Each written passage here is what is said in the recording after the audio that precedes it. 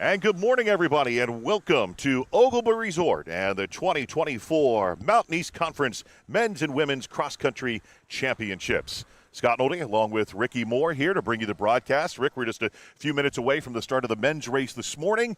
A beautiful day here in Wheeling. Really kind of ideal conditions when you talk about it for the race that we're going to have this morning. Yeah, Scott, it's a great day for cross country. Nice, cool morning here. Haven't had rain, no humidity. We should see some pretty solid times from the teams here today on this course. Let's talk about the course a little bit. It has changed some for this year. Try to make it a little bit more fan-friendly, if you will, and just your thoughts on the changes and how that might affect our championship here today. I think it's going to definitely make the course faster. It's also going to have the athletes loop past the majority of the fans multiple times, especially on the men's side. And it takes out a couple areas where there was a lot of side hill and some harder terrain for the athletes to run in. So I definitely think it's going to be more athlete-friendly as well. Still a challenging course here on the Crispin Golf Course. You know, a lot of rolling hills, up, down, what you'd expect from a West Virginia-type championship cross-country course. So it should be a great venue here, and everything looks good. We don't have many flat courses in the state of West Virginia. No, we do not. There's hills around every turn, that's for sure. When you talk about the men's division, this is a race that has been dominated by the University of Charleston. They have won every race that has been held here since it came here in 2018. They're going for their 7th consecutive. They're still one of the best teams in the region as well, also nationally ranked. But Davis and Elkins is a team that's going to really give them a run for their money today. Yes, yeah. Nick Bias has done a wonderful job at University of Charleston over the last 10 years. That program is a force to be reckoned with. But this year, you know, this might be Davis and Elkins' year as they've really put together a formidable team, have some West Virginia guys in that group as well. And so it should be a battle here. It should be a dogfight, but both regionally ranked teams and nationally ranked teams. Yeah, as you look at it, Davis and Elkins is ranked first in the region. They're ranked 21st nationally. Charleston is currently second in the region. They're ranked 28th nationally. And then Concord, they're ranked 4th right now in the region as well. So you've got some really tough and strong teams that are in this competition here today. And we are underway here at Ogilvie with the 2024 Mountain East Conference Men's Cross Country Championships that have started already. And just when you're in that opening pack and you're getting things started, what's the mentality here for these runners? Especially on this course and over the 5-mile distance, the mentality is, to get out at a good pace, get yourself into a little bit of position, but to realize that it is a 5-mile race. You're not going to win that race at the start or over the first quarter mile, but a lot of athletes can hurt themselves during that first 400 by getting out a little too fast. Especially on this course, you're going to be, going uphill at the beginning, and so you want to make sure that you get out at a good effort. And let's go out to Jesse, who's out on the course for us here this morning, and get his thoughts right now. Jesse? Yeah, the men's race is off and going. They're a little under 2 minutes. They just disappeared out that long straight from the start, and they'll be circling around down below. So as we talk to you during the race, we're going to give you a team countdown, kind of give you, who has who in the top 10, top 15, get an idea how this race is unfolding as it progresses. Beautiful day back here on the mountain, Scott. Yeah, Jesse, it's great to have you out there. We look forward to hearing from you as the race continues here this morning. And, as you said, Rick, we'll have an opportunity to see them a couple of different times here. That's really going to give you the chance to kind of see how this race is progressing. Obviously, we have the live feed here, but to be able to see those runners up close, you're going to have a chance to see really how they're taking this course so far. Yeah, for sure. As they come past this start-finish area the first time, you're going to be able to see how those teams have really positioned themselves early on in the race, and to see how the race is really taking shape. When they come past us that first time, they're going to be about 3 kilometers into the race. And the second time they're going to come past us, they're going to be 4 miles into the race. So really you're going to see about halfway as they come through. Early on, you saw Davis and Elkins out really well as a group early up front. And as we expected, with Charleston kind of trailing just behind them. Right. And we'll kind of see how that's taking shape as they come past us here through 3K. Let's talk about a few of the individuals that we're really going to have our eye on today. And as you would expect, those runners are from both the Davis and Elkins and from the University of Charleston. Let's talk first about Jan Thieves out of D&E and just what he possesses and how he might be able to attack this course. Yeah. He has been running extremely well well this year during the cross-country season. He was third here in 2023. He was the 3K steeple champ back in the Mountain East Conference Championships in track. But he's really taken it to another level this year in cross-country. And, we'll see how that plays out over this 5-mile course in this hilly terrain today. He's wearing bib number 37 today, so if you see him out there on the video feed, that's who we're talking about. His teammate, also another gentleman that we could be seeing run up front today. Yep, Carter McKenna has been running really, really well. A West Virginia guy, 10th here in 2023, was third in the Mountain East Conference Championships at 1,500 meters. A guy who definitely possesses a lot of closing speed. So if it's close there as we come down in the final quarter mile, he's a guy that really could take over in that last half of the race. And then also from the University of Charleston, a guy to watch today wearing bib 5, and that's Samuel Idians, who's another gentleman who will compete, I think, for the individual championship. Yes, without a doubt. He was 7th in 2023. He, like Carter McKenna, really has a lot of foot speed. He was third in the NCAA Outdoor Track and Field Championships at 800 meters. He's run 1:48 for 800, which is extremely fast.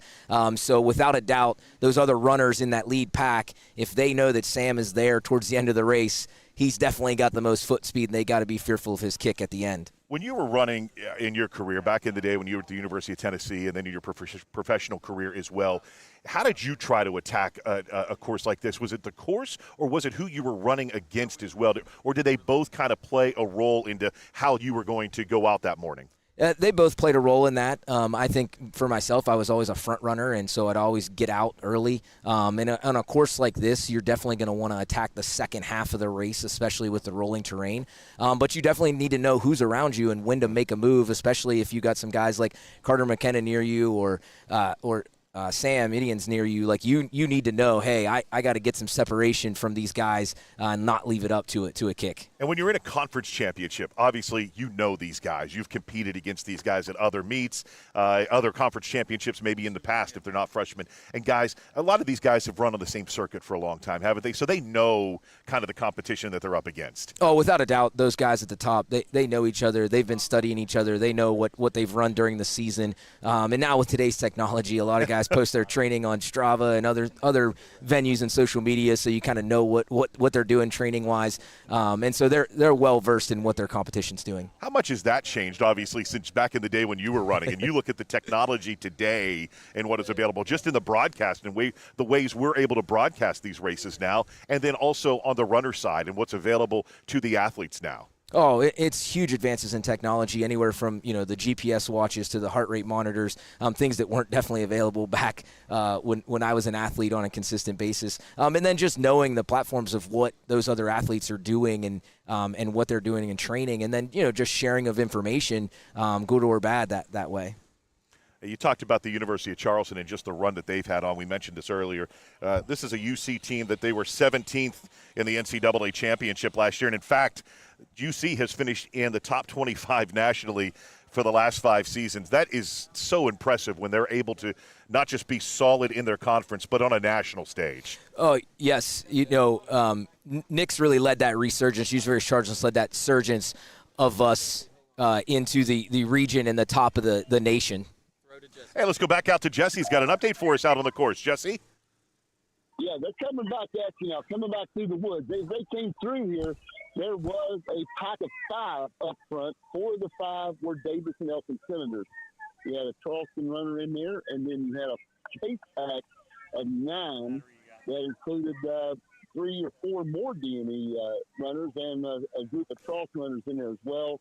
And that group was staggered. Again, there's 5 regionally ranked teams in here, so you're going to have mixed right up through that 10 to 20 range. A lot of West Lib, Wesleyan, and Concord. So that group is coming. And again, you got Point Park and Glenville with some strong teams, but that first pack of 5 right now, the team in the lead is D&E. They got 4 of the top 5. Back to you guys. All right, Jesse, thank you so much. So you hear it, Rick. Right now, D&E, you said a team that's got an opportunity. Obviously, when you look at it, they are number 1 in the region. Probably not surprising that 4 of the top 5 right now are Davis and Elkin Senator runners. No, not surprising at all. I think, it is obvious right now their race strategy is to get out as a group and kind of take the lead from the beginning.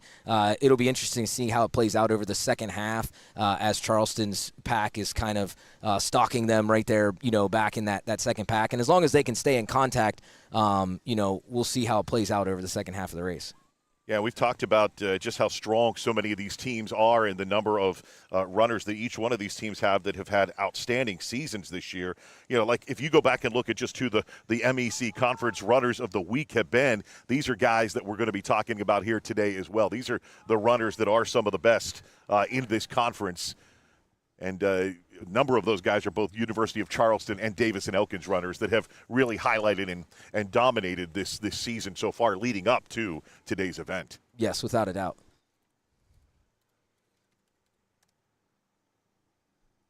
And we're going to have an opportunity to see them live here for the first time for us, Rick, as they're going to be coming back down on the course, back to the start-finish area here.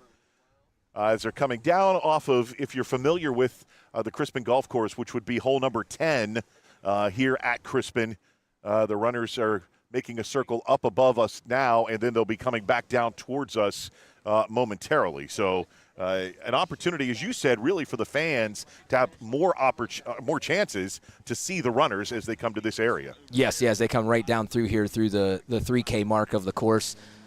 As you can see, you got Davis and Elkins with three guys up front, with two of UC guys in that lead pack as well. But man, Davis and Elkins looks really strong right now, with 6-7 of their guys in the lead group. But this really is going to be start of the make or break of this course as they come past us here, and then they climb the toughest hill climb on the course, in my opinion. And they're going to do that climb twice, again, just after the 4-mile mark. So, we're going to really see who is the toughest group here as they come past us. Yeah, you talked about this course, and obviously the hills are going to be a major challenge for all of these teams as they're getting ready to head up this hill right now. This is going back out, which would be hole 18 here at Crispin. And so the runners have now cleared this area, the soccer field area, if you will, the lead runners, that is, and they are heading now out towards hole number 18, the green, and then up towards the tee box as well. And that is a pretty steep climb that they're going to be attempting. Yes. Yeah, and then they'll have a nice downhill once they come along the edge of that fairway. But then they'll do another long climb again on the backside, kind of an unrelenting course. But these athletes have shown over the previous years to handle this course really well, and we've seen some pretty solid times for how hard the course is, how difficult the course is. And I look for this to probably be a record-breaking year, especially with the conditions and the minor tweaks that they've made to the course. Yeah, we talked about the course too, not only in its difficulty, but also about the fact that we haven't had a whole lot of rain this year, but as you see the course right there, and you kind of get an opportunity to see the rise in the terrain and where the runners are headed right now as they're heading up that hill towards 18, you can kind of get a feel for what they're facing. But the course itself, the ground, we talked about that. It's not slippery. It's not a muddy course today. Yeah, it's been a pretty dry year for the last 4 months, but we have had some rain that has helped kind of really maybe soften it a little bit. It's not too soft. It's not too hard. It's kind of almost like you said, perfect conditions, really. Let's go back out to Jesse out on the course for us. Jesse, what do you have? Well, again, D&E, where we spoke the first time, they've extended that lead. They had 9 of the top 12 that time coming through here, and we're 11 minutes into the race right now. Looks like they have built a solid lead right now. Charleston's a solid second as they've got 6 or 7 right there filtered into the top 20. But they're not far behind. There's a lot of race left. But D&E as a team making a strong early move here, 11 minutes in, Scott. Yeah, thank you, Jesse. Yeah, so as you hear there, Ricky, Davis and Elkins, as we saw firsthand as they were coming through here, really dominating that top 10 list right now. They have the strongest lead out there in terms of that top 10. Yes, without a doubt.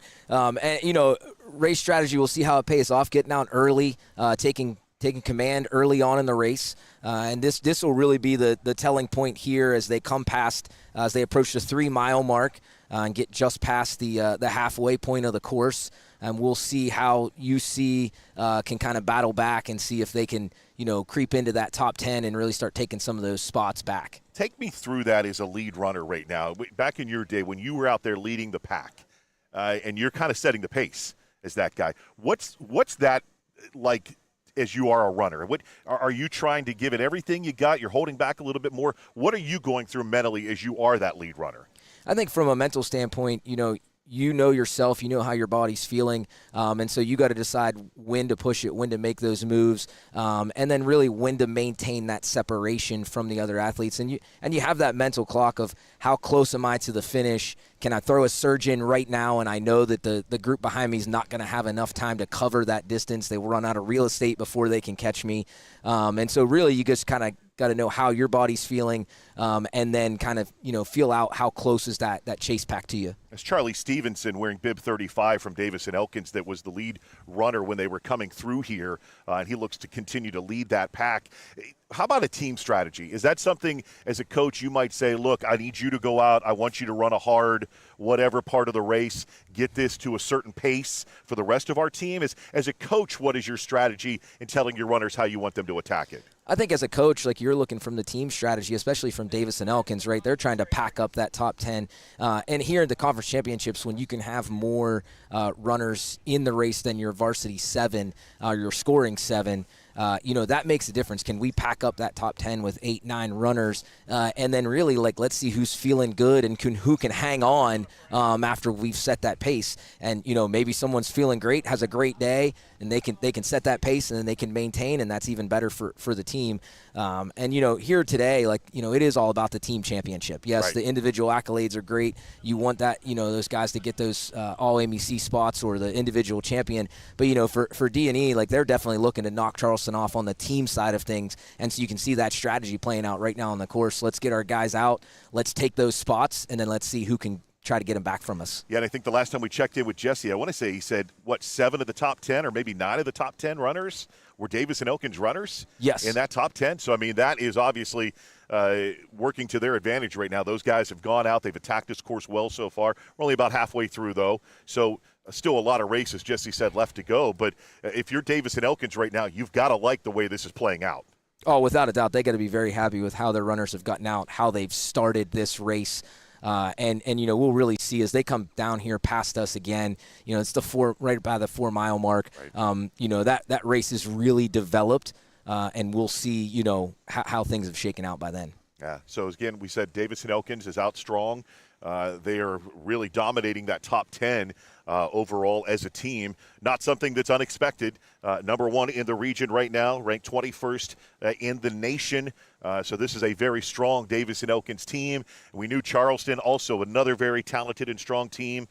Again, 4 of the top teams in the region are in this conference when you're talking about Davis and Elkins, Charleston. And we haven't talked much about Concord yet, but they're the number 4 team in the region. So obviously also a very strong contingent of runners. Yes, yeah. Mike Cox always fields a great team at Concord University. And it'll be interesting to see how that race plays out for the 3rd, 4th, 5th spots in the conference from the team side of things with West Virginia Wesleyan and Point Park and Glenville, some other teams in the conference that have very solid, strong teams, and Frostburg as well, and see how those spots, fill out as we head here to the finish of the men's championship. So we're continuing. We're about, 16, almost 17 minutes into the race here as we're continuing on the course. And again, we're seeing that pack of Davis and Elkins runners continue to stay out front. And we'll have an opportunity to see them relatively shortly. They'll be back in our area once again as they continue out on the course. Again, beautiful weather day. You couldn't ask for much more. Sun's out, but there's some good cloud cover. Really no humidity at all. Temperature in the mid-50s, low 50s right now. So really a good opportunity for these runners, but looks like a University of Charleston runner has now gone to the lead, Rick, and is out front of this group. Yeah, he was just off of that lead pack. He was right in the back of that group, and, like we said, it's interesting to see how this is going to play out over the second half of the race. Jesse, let's go out to you. We've got a UC runner now leading the pack. Yes, we've got UC 1-5, D&E 2-3-4, 6, 7, 9, 10. The UC's right now 158, DME 234, 67, 910. So Charleston making a move. They got some more runners in the 15-16 range. The DME still with 6 runners in the top 10 at this point.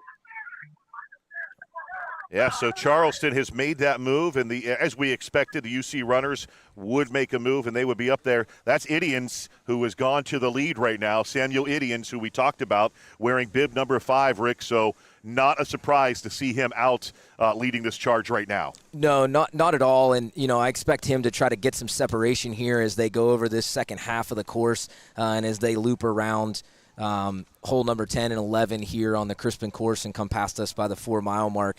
And like we talked about, that strategy of getting out early as a team and a group is a good one for D&E to try to take charge. But it looks like Charleston was kind of hanging back in that first half of the race and going to try to make it a race during the second half. And so we'll see how that plays out with those guys back in that, 12, 13, 14, 15 range if they have enough real estate to kind of run down those D&E runners over this last part of the course.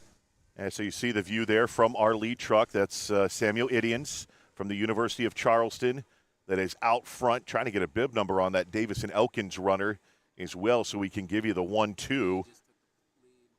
And the D&E runner has now gone back out in front. So they're just kind of swapping back and forth, if you will, between. That's Jan Thievis out there with Sam Idians, two of the people that we assumed were going to be the lead runners at the championships and battling out for the title.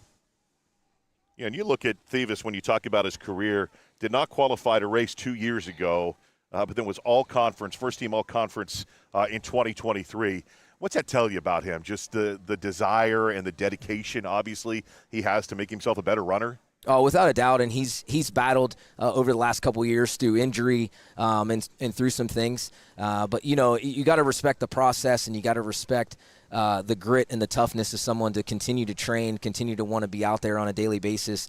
And he proves that's why he's going to be one of the best runners in the nation this year and going to be out there, probably looking to get the regional championship as well as be an All-American, as they compete in the Division II championships. And as they come past us here, we're right at the 20-minute mark. So like I said, we got about a mile left of racing here. Not much separation, probably about a second between these two guys. Thievis has got to be thinking about Sam Idian's kick right about now as they approach that last mile of the race.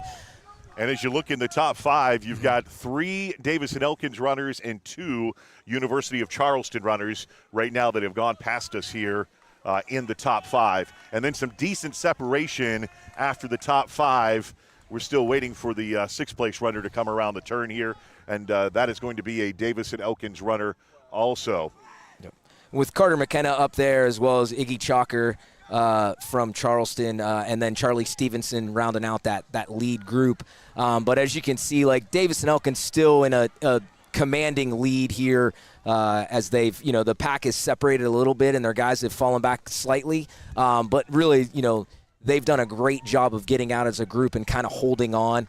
Charleston's moving up as they go, but right now it's really D&E's race to lose. Let's talk about climbing that hill a second time. This is kind of where the race can be won or lost, right? Going up this hill now as they go back out towards 18. Yep. Yeah, this could really be where those all-conference spots are won or lost, or that battle for 3rd, 4th, 5th in the team spots could be won or lost as those runners climb this hill and then loop back around for the finish, and as they come down in this downhill finish here past the fans.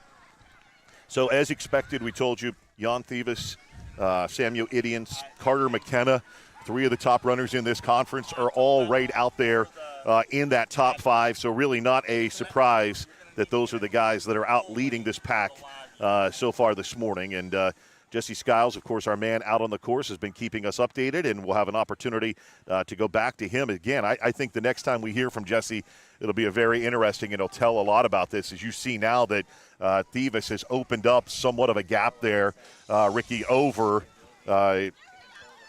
Idians. And I think we could go back out to Jesse once again. Jesse, what are you seeing right now between those top 2? Yep. Right now, D&E 1-3,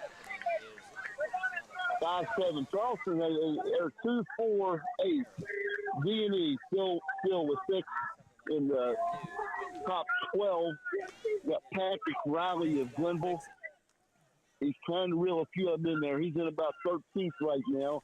And a couple more Charleston guys back in that 14th, 15th. So it looks like Charleston has the runner-up spot wrapped up, and they're trying to make one final push to try to pick off some D&E guys as they come down to you guys at the finish. Yep. All right, Jesse, thank you so much. Appreciate all your coverage out there on the course this morning. Been very helpful and very insightful there. And as you see now, Thevis starting to kind of expand his lead a little bit, but still hanging right in there, obviously. Samuel Idians not ready to give this thing up just yet. No, and as they do that one last ascent right there on the Crispin course, it'll really be kind of like a downhill to the finish there. And so definitely in Thevis's mind, he's got to be thinking, how much more separation can I get before that final couple hundred yards to the finish, with Idians kind of stalking him from the back there. Talk to me about that downhill run and what that's like. That really beats your body up. I mean, we talk about going uphill, but as a runner, trying to run downhill, especially towards the end of a race, what's that like? It's pretty rough on your body, and you got to be able to just let gravity do its work and kind of just let your body go. And you know, it is an art form to learn how to run fast downhill without feeling like you're completely out of control of your body. Yeah, but you almost want to kind of be free and easy, don't you? You don't want to pull your body back too much. You want to allow your body to just kind of take that momentum, as you're saying, that gravity, allow it to pull you down that hill. Yes, correct. Now we're over 24 minutes into the race, and we're coming towards the finish here at Oglebay. It's going to be a tight finish, I think, here between 1 and 2, as we have Samuel Idians right now, who is in second, and we have Jan Thevis currently in first. Those two runners are two of the guys that we expected to see here in the top 3, and they have not disappointed throughout this entire competition. No, not at all. And Thevis, as they loop around the last green here before they come into our view, he's got about a 3-4 second separation. It looks like he's got enough real estate, but man, you can really see the kick by Idians as he's coming down. Yes, you're right. He looks back over his shoulder, and man, it's going to be a fight to the finish here. Thevis trying to hold off Idians. Idians with a strong kick. I don't think he sees him. Here comes Idians near the finish line, and at the line it will be Thevis holding off Idians 1-2. What a strong finish there for Idians. You mentioned the ability for him to have a strong kick. We saw it right there, but Thevis just enough in the tank to be able to hold him off. And then coming home here in third is Carter McKenna from Davis and Elkins. Yeah, really the top 3 that we talked about were right there all day. And so UC has 2 and 4, while Davis and Elkins 1, 3, and 5 right now in the top 5. And you saw Carter McKenna, the first West Virginia athlete through the line, the first West Virginia native. Another UC athlete coming through to the finish here. So Davis and Elkins looks like they're going to have, I have by count, I think at least 5 of the top 10 as runners continue to come across the finish line here at Oglebay. We've just gone over the 26-minute mark. Really, Rick, your thoughts on the pace and what we saw here today? Winners in the 25-minute area. Yeah, like I said, it was the course was definitely going to be faster this year, and those guys being right at 25 flat, 24.59, to almost dip under 25 on this course shows how fit these runners are heading into the regional and national championships. With these rolling hills to run like that, that's a solid time. Yeah, we saw Thevis and both Idians really prove why they are two of the best runners, not only in this region, but really not only in this conference, but in this region and nationally. These are two young gentlemen that showed the talent that they have. Yes, without a doubt. And you saw some other runners running some solid times in there with Carter McKenna and Iggy Chalker running in that top 5 group, all running times pretty much faster than what the champions have been over the previous years on this course. So you can see where those changes have really made a difference to make this course a little bit quicker. Runners are continuing to come home here at Oglebay. Again, a beautiful day for this race and for this competition here this morning. Davison Elkins came in here today on a mission looking to be the team that could dethrone the University of Charleston as the kingpins atop the Mountain East Conference. And they look to have done it here today without with a the doubt. performance that they've had. And obviously a situation that they have to be very proud of and very happy with the results that they gained here today. Yeah, those guys went out. They had a strategy, and they executed it from the gun. So you got to be proud. You got to respect the grit and the toughness that they showed over this rolling terrain. But man, they really went out and said, "Hey, we're going to dominate today. We're going to take back that championship throne." And they showed it here with as many runners as they put in the top 10. Yeah, as you said, obviously Davison Elkins came in here with a plan, but this is something they've been doing all season. This is not a surprise whatsoever based on the way that they have performed throughout the year, their regional ranking, their national ranking. This is a team to definitely be reckoned with as a team, not just with individuals. And they've proven today that they have individuals that can go out there and compete for the overall championship, individual championship, and a team, obviously, that can be a team champion here today. And the Senators are on top today with the performance that they had. And that's not to downplay what the University of Charleston did once again. I mean, this is an extremely talented team. You're talking about two of the best teams in this region competing in this conference championship. Yes, certainly. As they look to go to the regional championships in a couple weeks, Davison Elkins is definitely going to be the favorite there, but Charleston is probably going to be the favorite to be the runner-up. And both teams should qualify to the national championships. And so we're looking at, two programs here, nationally ranked. And Davison Elkins will probably move up in the national rankings after their performance today. And will probably be in that top 15 or so looking as a program. And a program on the rise for sure over the next few years. Yeah, they have shown that they are a program to be reckoned with. The University of Charleston is a program that's been here for quite a while, but it looks like for the first time since 2017, the men's division will have a different champion than the University of Charleston. It'll be Davison Elkins, who will be atop that leaderboard as an overall champion and with the individual champion as well in Jan Thieves and the performance that he put out today here at Oglebay. A couple other runners just outside of the top 10 getting those second team all MEC spots. Anthony Sanders from West Virginia Wesleyan with a great performance. Just missing that top 10 in that first team all MEC as we see some of the other individual scores or times popping up here on the leaderboard. And we still have runners continuing, obviously, to come in as we've now gone over the 30-minute mark of the race. What was our official winning time today? 25 flat even was the official winning time. And with Sam being right back at 25:01, great battle all the way to the finish there. And you talked about it. You said, look, Idians is going to have a kick. He's going to have an opportunity to try to make a run right there at the end.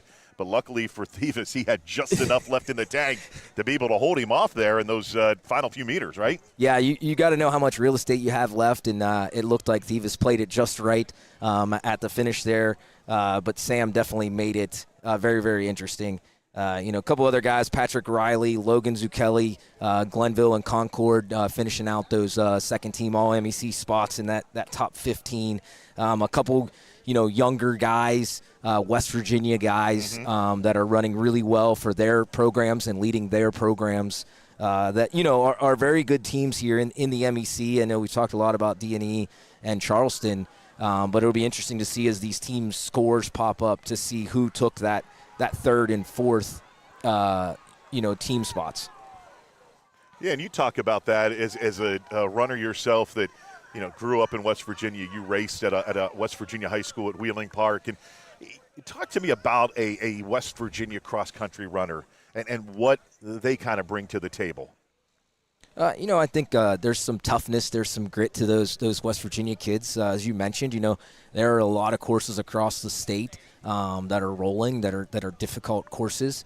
And I think you get that experience, during your high school years, and you bring that to the collegiate scene. But West Virginia is a state that has been on the rise, running wise. Right now they have the #1 ranked high school runner in the nation with Ty Stewart's, and some other guys, and they've had over the last few years some nationally ranked runners, which hasn't happened in the past. So you really see running in West Virginia kind of being on this rise to prominence in the country, which bodes well for these Division II programs in the state. And even now with Marshall getting men's track and field back, those athletes have that Division I opportunity, but then have these programs like Charleston and Davis and Elkins, which compete with some of the best Division I schools in the country as well.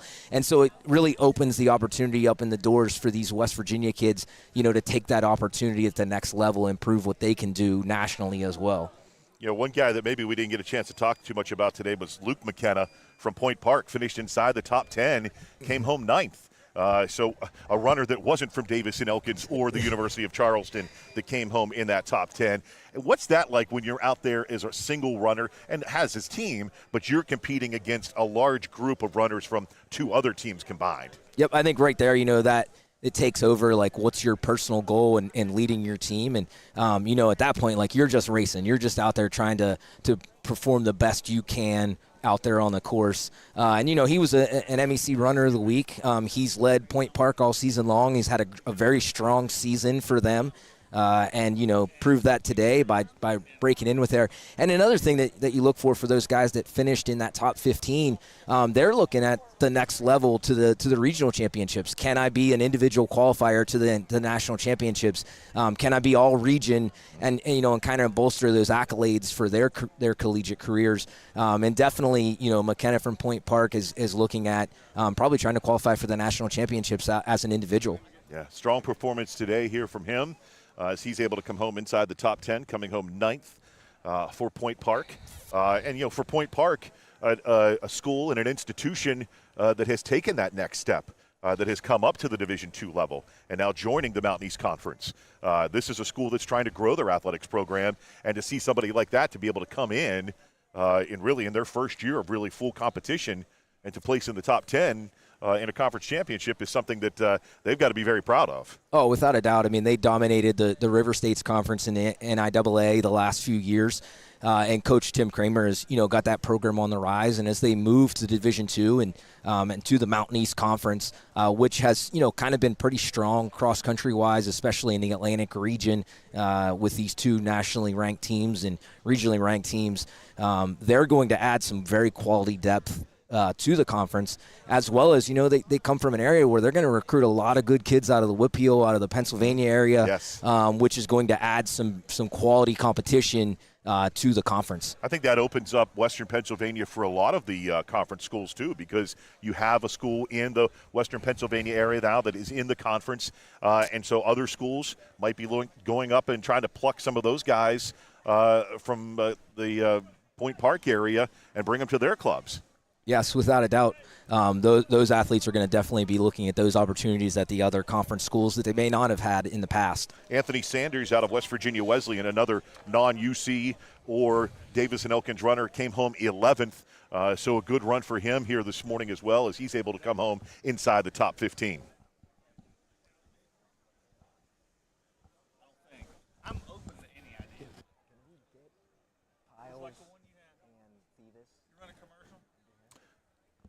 Here comes Jan Thieves over right now to our broadcast area. Get him. Let's get Brian to go to a commercial.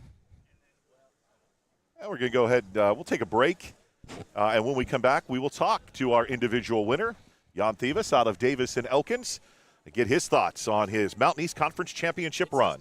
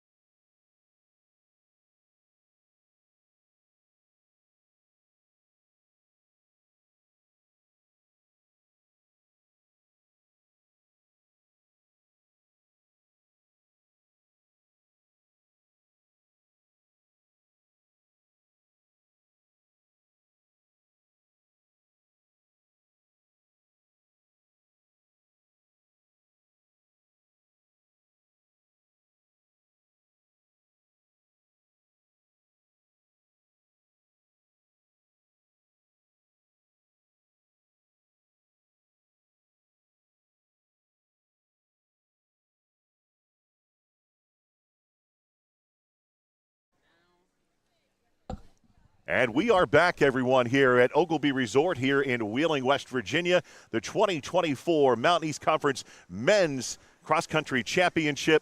And we are here with the individual champion, Jan Thieves, out of Davis and Elkins. Jan, talk to me about your run here this morning, just your feeling. And, well, you look great now. You've recovered quickly from that performance so far. Yeah, thank you very much. Yeah, so we went out with the team. We obviously went into this race wanting to win it as a team. So we went out with a good pack in front, trying to decide or make the moves in the race and have control over how the race ends up going. And then I think for the first lap, we stayed together pretty well. And then on the second loop, people started making their moves, and yeah. Talk to me about the course this year. There were some little tweaks. Yeah. What did you notice about the course? Did you enjoy it more this year? Was it more to your liking, or what did you think? I think it was less to my liking, to be honest, almost because it was so much running on like uneven surfaces. I did not mind the hills as much as running on uneven surfaces, but everybody got to run on the same course, so at the end of the day, it doesn't really matter. And Ricky and I, we were here at the finish line, and we saw you coming home. And I don't know that you knew how close Samuel was to you, but he was right on your heels. Yeah. But you had enough in the tank to be able to hold him off there at the end. Yeah, no, I did not know that he was coming. I thought I had a gap, or I knew I had a gap on top of the hill of about 20 meters or so. And then once we came down the hill, I guess at some point he must have closed it, and I did not really notice it. But luckily I had enough back in the tank to hold him off. Yeah, it was a great performance by you and the team, and really watching that team strategy develop was pretty cool to see as you guys came through 3K and that lead pack with everyone together. And definitely, hats off to you guys for, having the ability to go out and just say, hey, we're taking control. We're not letting the other team make the moves. So talk to us a little bit about what's next for you guys. What are you thinking about for the regional championships and then hopefully the NCAA championships? Yeah. So for the regional championships, I think the same goal will be as this race, just go out in the front, make the race be our race and dictate it from the front, and hopefully win the region and make our bid to nationals, and then from there on just see whatever is possible after that at nationals. How about coming here today and kind of really putting the Davis and Elkins stamp on this race? This has to mean a lot to the program, too. Yeah. This is an event that's been dominated by the University of Charleston. They have not lost since the Mountain East Conference Championships have been held here in Wheeling at Ogilby Park. You're the first team that's not the University of Charleston to win this event. There has to be a lot of pride, I would think, in that as well for your program. Yeah, that was very special for us since we never won it as a team. So that was our main goal coming into this race, just win it for the first time with our team and have a good team performance here today. But it's also not surprising. You guys are the #1 team in the region right now. What's it been like to have to kind of carry that banner? How hard is that when you kind of have that bullseye on your back when you guys show up? They know how talented of a team that you guys have, but then you guys are able to go out there and prove it on the course. What's that like, race in and race out, having to live up to that pressure? I don't think it's that bad. I mean, last year we had that pressure on ourselves, not from the outside necessarily, because we didn't have that ranking like we do this year. But we had that pressure on ourselves already last year from within ourselves. So now it's just having that recognition from outside of our team as well. So I think it's not much different than from last year. What do you do now between now and when you get ready for regionals? How do you guys prepare now for the regional tournament? Just get back to training, get a couple more sessions in, and then just do the same thing again, I think. Awesome. Congratulations. That was a great run. It was enjoyable to watch you this morning, and you're bringing home the individual championship today. Time of 25 minutes flat. Are you happy with that time? Yeah, definitely. On a course like that, definitely good race. Well, congratulations, Jan Thieves from Davis and Elkins, our individual champion, and the Senators also the overall team champion here this morning at Ogilby. Congratulations. Thank you very much. Great run. Great to have you here with us this morning. So, Rick, there you go. Davis and Elkins, an outstanding performance from them this morning. And, Jan, congratulations to you, too. And really, it's the guys we talked about, the teams we talked about. In the end, they were the teams and the individual runners that brought home the top scores. Yes, and you heard from Jan there, their team strategy was to go out hard, take command of the race early on, and then say, hey, we're here. We're the #1 team. Come catch us. And, they executed that. The team stayed together, and, they really made it their race and dominated it. And you got to respect that. And I'm sure that Charleston does. Nobody likes to go out and lose. But definitely when you can say, hey, we know these guys are good. They've been training like this. It makes it, even that more respectable. And as we see the team scores come in, Davis Elkins with a strong 24 points. That's a great score at a championship meet. UC, at 45 in second, and then Concord, as we expected, taking home the third spot with 102. But a great battle there by West Virginia Wesleyan, a team that we didn't mention a lot because of how the race played out with D&E and Charleston. But West Virginia Wesleyan being led by one of my former athletes at Wheeling Jesuit, Kelsey Chambers, a West Virginia kid from Oak Glen High School, was a dominant athlete in her own right, regionally, nationally here at the conference, won the championship a few times. She's really putting together a great program at West Virginia Wesleyan, after all the dominance that Jesse Skiles had back in the day at Wesleyan. But she's got that program on the rise, and for them to come here and finish fourth is awesome to see.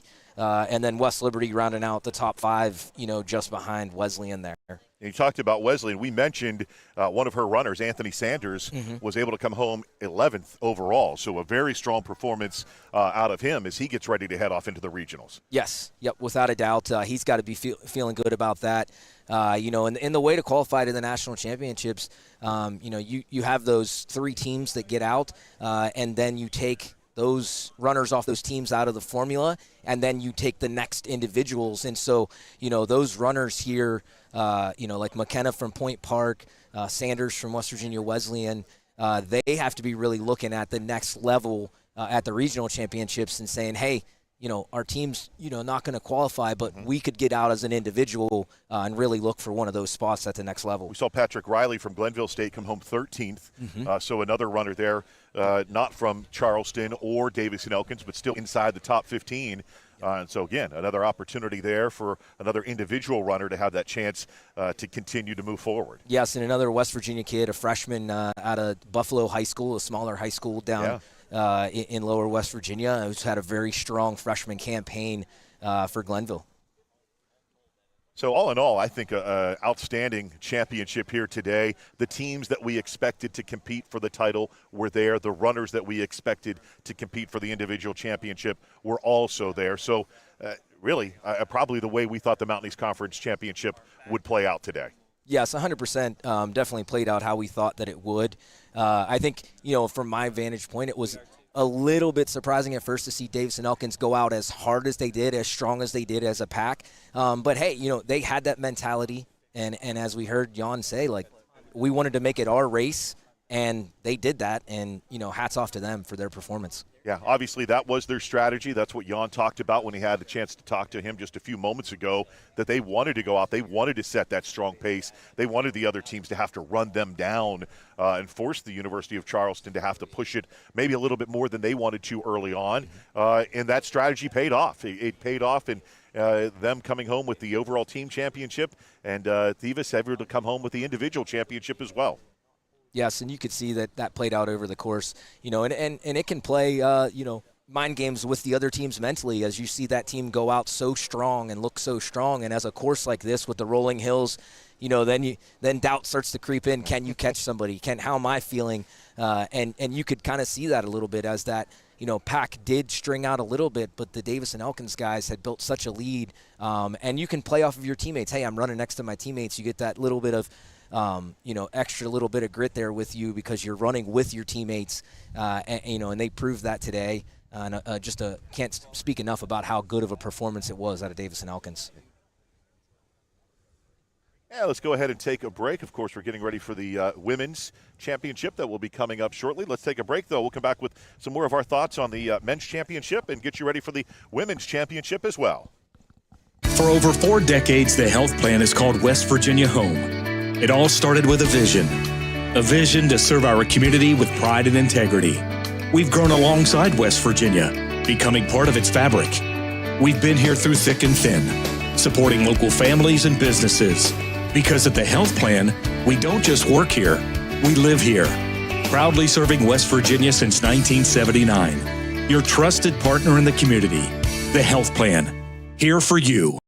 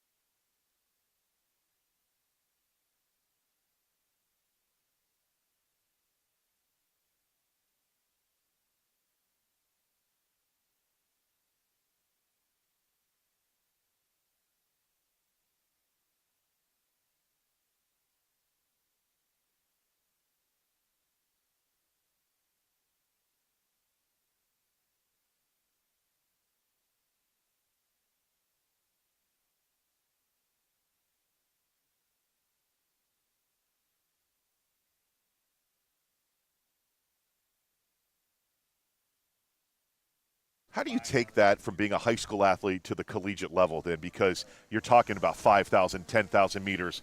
These are not races that as a high school athlete you would have run. So how do you transfer that? How difficult is that maybe to be a freshman coming in to trying to compete against some of those runners?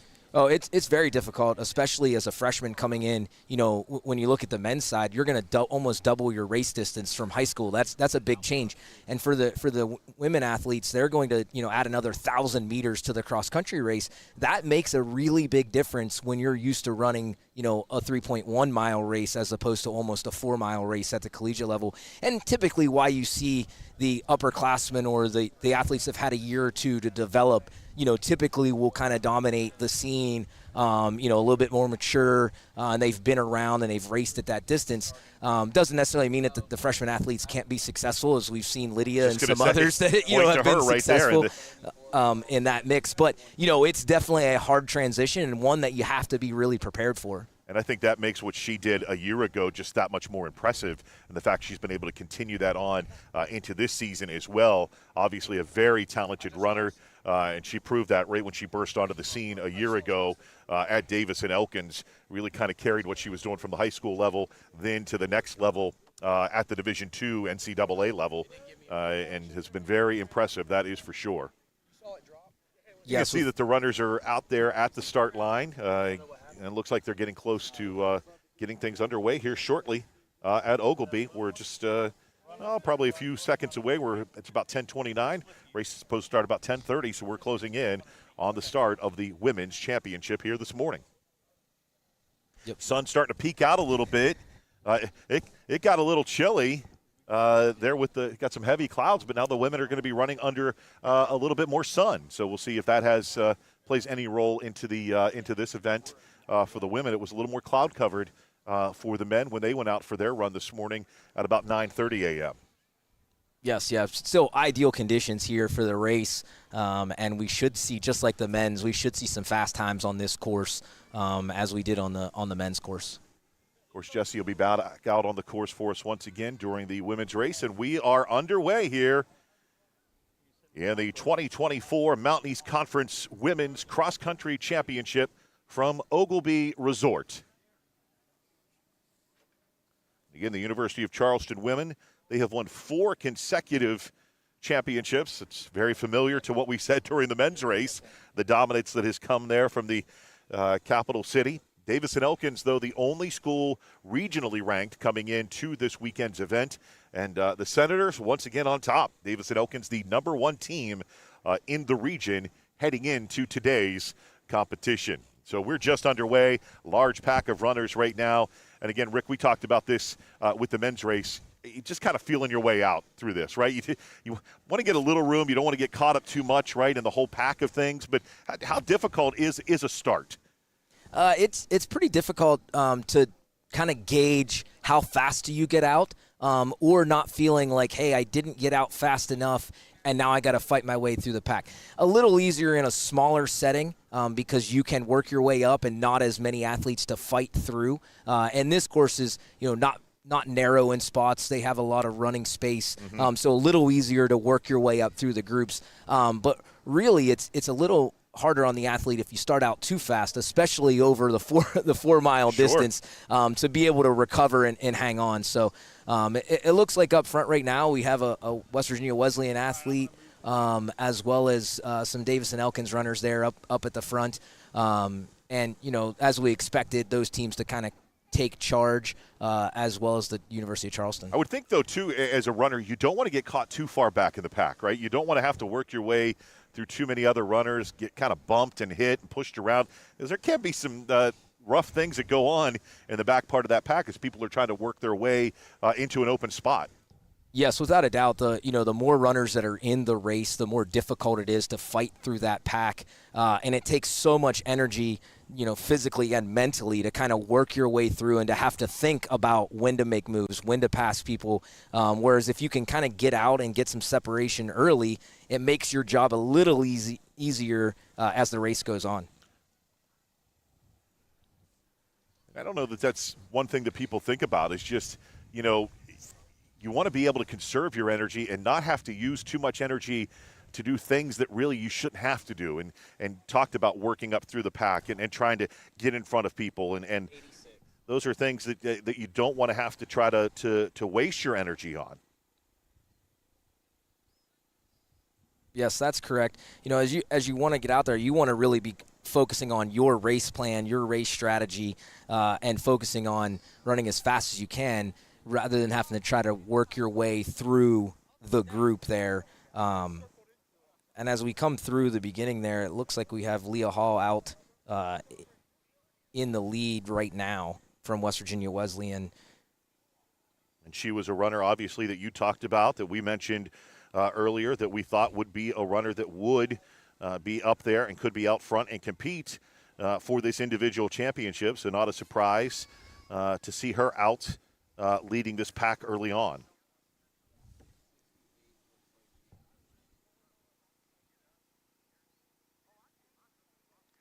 Our second place runner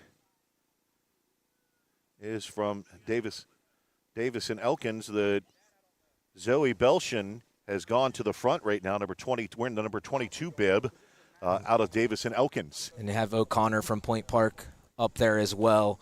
Some runners that we expected to be up there. That was 23, actually, Rick. So that's exactly who we thought would be up front. Falkenstein. Yep, Falkenstein, O'Connor, Hall, some of those runners that we felt would be near the lead from those three schools.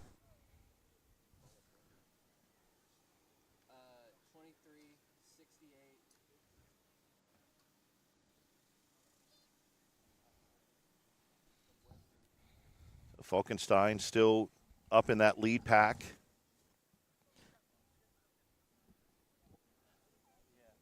And as they're down on one of the lowest parts of the course, it's flat along the gravel path, along one of the fairways. But then they'll turn and they'll make a climb here. And so, this is a part of the course where we'll definitely see some separation start and see, as some of those athletes, as they've gotten out to a good start, how they can hang on as they approach that first mile mark of the course.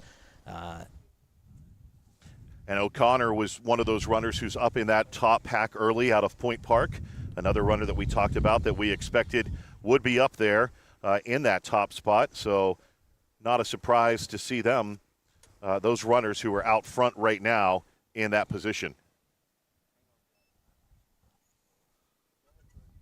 Let's go back out to Jesse Skiles, our man out on the course. What are you seeing right now, Jesse? Well, right now we are 6 minutes in, and I saw the lead vehicle coming down below, and they have not appeared here yet. I just connected with you. I hear the noise coming, and again with this race, the same suspects in terms of Charleston and D&E. With the team race and some great individuals with Sykes there from Charleston, Cassandra O'Connor from Point Park, and Lydia Falkenstein, who y'all spoke of there from D&E, and they're coming up around across the field right now, and I'm going to give them to you as they appear.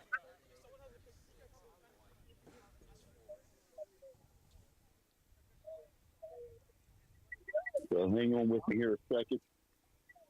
There is the vehicle coming up the hill, and this is the part of the course here where they're snaking back through, like right past the mile mark, and they're ascending on this incline across right in front of the start.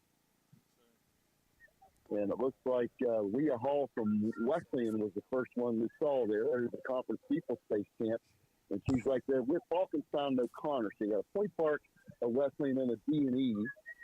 And it looks like we have a second Point Park in there. So that group going after it hard here. So much more, a lot more parity staggered across here on the women's side. Leah Hall, Lydia Falkenstein, Cassandra O'Connor. So then you have on Point Park, Fairmont. You got the second D&E runner at 6. And you got the Gamble of Wheeling, Natalie Barr of Glenville in the 8. Then you got D&E 9-10 within a pack of Charleston right after that. You got 5 Charleston in that 11 to 18 range right now. So that's where the race is we're fighting. We'll back to you, Scott. All right, thanks so much, Jesse. Appreciate that update for you live out there on the course. So the runners that we thought, you heard him mention right there, Beth Sykes is out there, Leah Hall, O'Connor from Point Park, Falkenstein from Davis and Elkins as well. So those are the runners that we expected to be out front. They are out front and are leading this group right now. As you continue to see the runners make it through the course there. And we also have a Fairmont runner who is up in the top pack as well, number 36. Carolina Jaquez. Yep. She has performed very well here the last few years at the conference championships. She is definitely a runner to watch, who was up there near the top with O'Connor, Hall, and Natalie Barr from Glenville at their most recent race at Carnegie Mellon. They've all had good performances here towards the end of the season. And you're seeing a good, strong pack, Rick, right now of about 5 to 7 runners that have stayed together so far through the beginning of this race. What's that tell you as these women continue to kind of really battle it out? Do you expect at some point somebody's going to make a move to try to cause some separation? Yeah, I anticipate as they come down here, as they approach us to the 3,000-meter mark, that somebody's going to make a move. Carolina from Fairmont, she's been a runner-up a couple times here at the championships.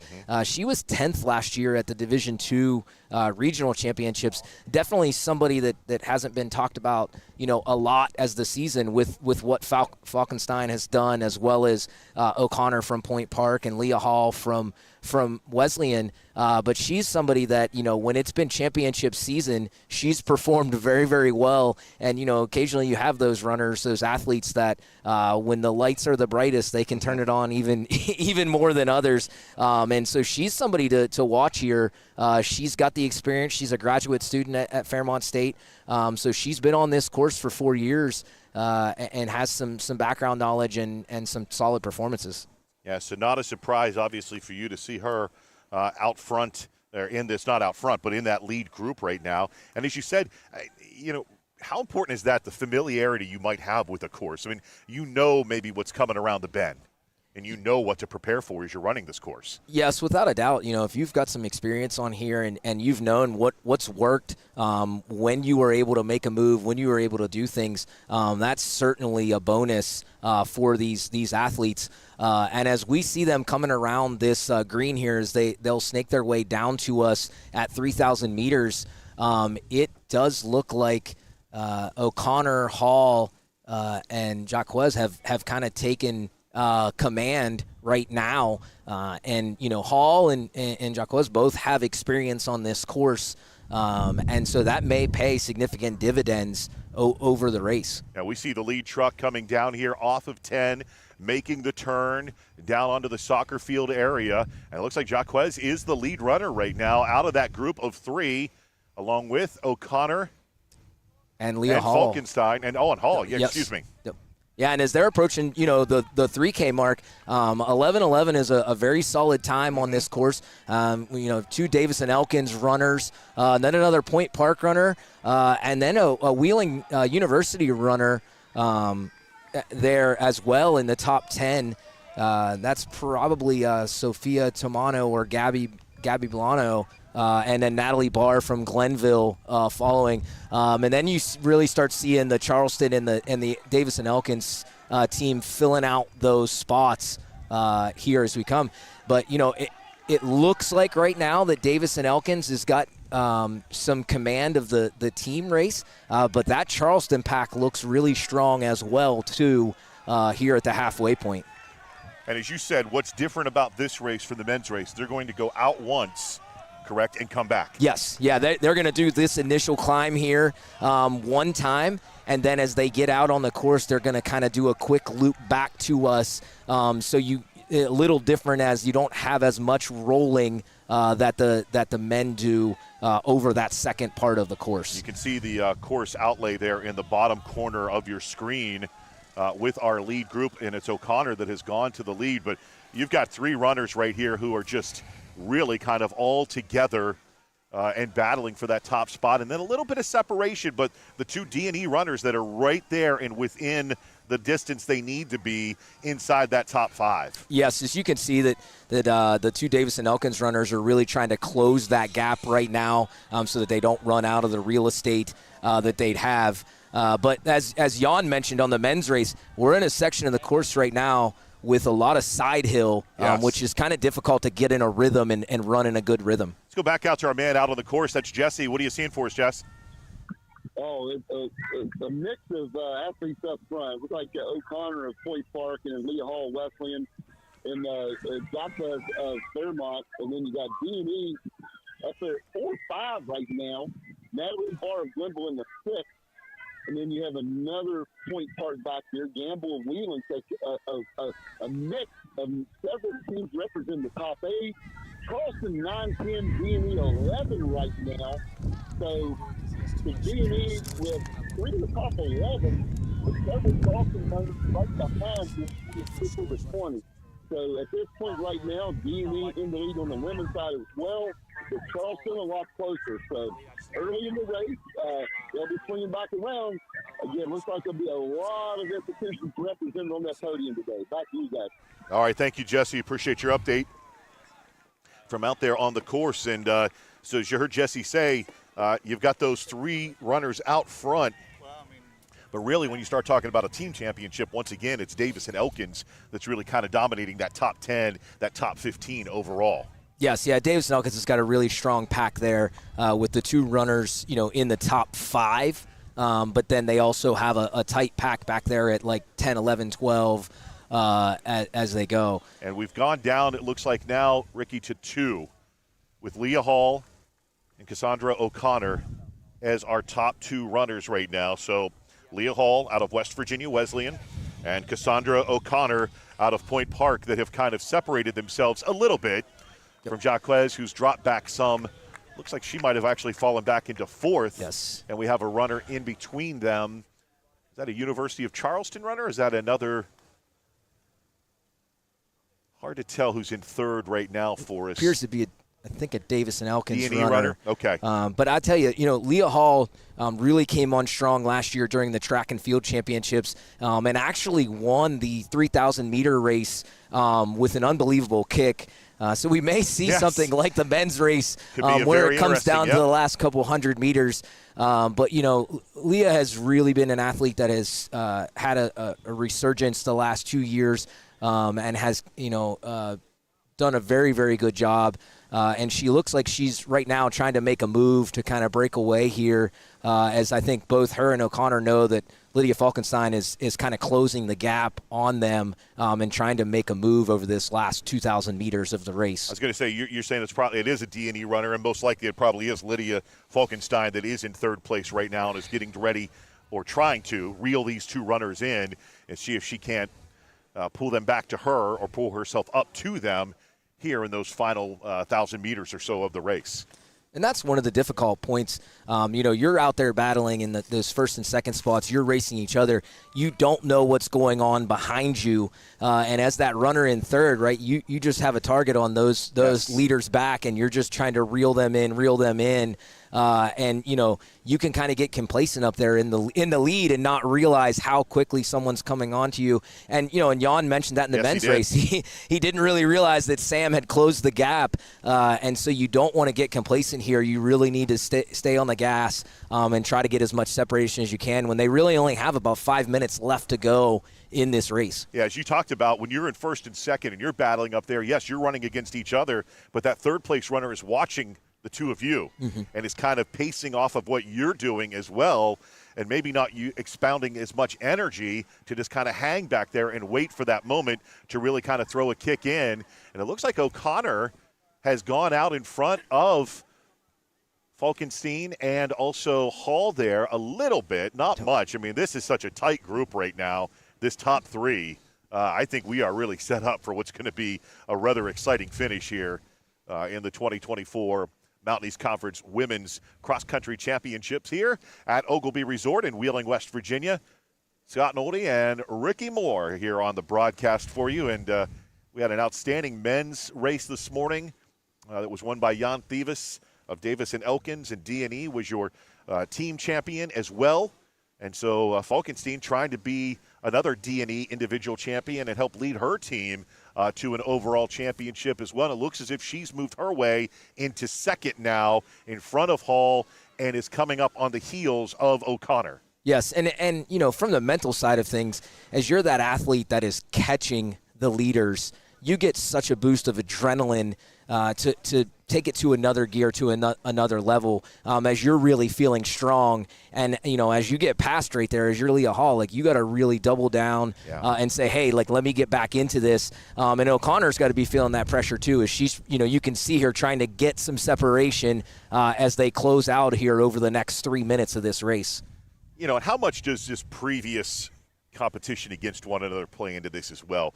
You kind of know these runners. You know one another. You know maybe what to expect as you get in those final few meters of a race. And that's got to be something that you're processing also as you're getting near the finish line. Yes, 100%. You know your competition, and you pretty much know, hey, I have the better kick than this person, or I, am stronger over the last portion, or, hey, is it a hill coming up? I'm a great hill climber, or I'm not, so I need to get some separation now over that other athlete. So as you see this battle starting to take shape here, they're going to have a little bit of an uphill climb, and then just like the men, they're going to come around that last hole on the course and have a flat downhill finish.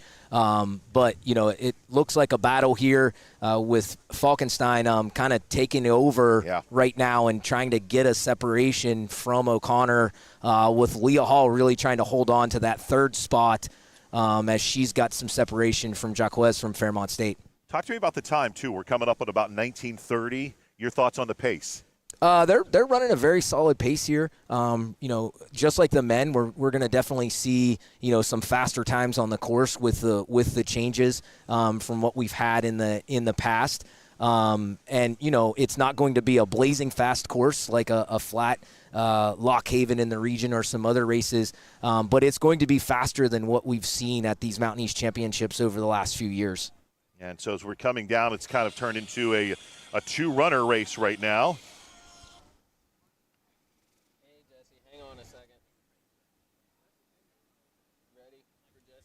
Yeah, let's go back out to Jesse. Go ahead, Jesse. Hey, we're out here. We have a race here. Oh, it's it's broken up. B&E, Point Park, Leah Hall, Weston back in third. They're getting ready to turn to come to you, and there's only about a 7-meter differential here right now, and they're busting down the hill. And it's a big spread. They're very spread out here.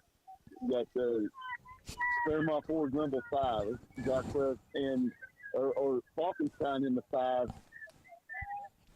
from B&E. Natalie Barr is going to win the 6. Crosby at 7-8, B&E 9, Point Park 10. So this is going to be a little tighter. We'll see how at 11 to 20, how those folks come in. They are really going to factor in the team race as they're coming home to you now, guys. Yeah, thanks so much, Jesse. We appreciate that. And we want to apologize to Lauren Twyman. She's the leader right now. She's out in front. We saw a 3 on that bib. I didn't see that it was the first or second number. Of course, Falkenstein's wearing bib 23. Twyman is wearing bib 30. And she's out in front right now, but probably not a surprise to see her out running strong, right? No, not at all. She's had a great season, and she was 7th here in 2023 and has been one of the top runners for Davis and Elkins all season long. And one of the things that you see is, she appears to be a very strong hill runner and has really got some separation on these hills. And like we mentioned in the men's race, right, she is able to open it up and just let it go on that downhill like the men's finish, there is a long downhill to the finish. And so as you can see someone that can open up on that downhill, they're going to have some great success here over the final 800 meters. And here she comes, Lauren Twyman coming across the finish line in a time of 22:01 or 22 flat. Excellent run out of Lauren Twyman, and then coming home second will be O'Connor out of Point Park, and she will finish in a time of 22:15. And then our third place runner coming home, Leah Hall out of West Virginia Wesleyan. Yeah, a very solid time to be under 22 minutes on this course. And then even, O'Connor at 22:14. Some great times. Jacquez coming through now from Fairmont State. And again, she continues her performance with Lydia Falkenstein right behind her. But Jacquez, somebody who's, year over year at the conference championship, she's always performed. And Natalie Barr from Glenville State with a great performance as well. Continuing to see the runners come across this finish line, 2 UC runners, and then a third Davis-Elkins runner, I believe, inside the top 10. But, boy, we've really seen a tighter pack, if you will, Ricky, in this women's race. Really some close times inside this top 12. Yes, yeah. You've seen the women's race is really taking shape, and you had Here comes a battle down to the finish line here, too. Yeah, with Point Park and Davis-Elkins battling all the way to the line. Definitely see that the women's race is more packed up. And, you see a lot of the other teams being represented in that top 10, that top 15 through that group. It looks as though, they should – Davis-Elkins have the team title wrapped up. You wonder with about what that they've finish done. right there between those 2 runners. How important was that finish right there between the D&E and Point Park runner? Because I think those are the 2 teams that we're going to see probably 1-2, and that was a strong finish between those 2 runners. Yes, yeah. In a race like this with the number of runners, the limited number of runners in the race, every place really counts, and it's really magnified. Not as it just 1 point less for your team, but it adds a point to every other team behind you. And so that's a big deal when you're talking about these close battles in the team race. And rounding out the top 10 there, it looked like Cindy Hamble from Wheeling University. That was their number 1 runner through that snagged that last first-team All-MEC spot. Now, this has been an outstanding race here this morning on the women's side. We had a wonderful men's race, too, but this women's race was really hotly contested through that top 10. We saw a lot of runners really on the heels of one another. And we had a great finish, and it was Lauren Twyman from Davis-Elkins, finished 7th here a year ago and improved all the way to first to come home as the individual champion at the 2024 Mountain East Conference Women's Cross Country Championship event at Oglebay Resort. And most expectedly, I believe, helping to bring the team title as well to Davis-Elkins.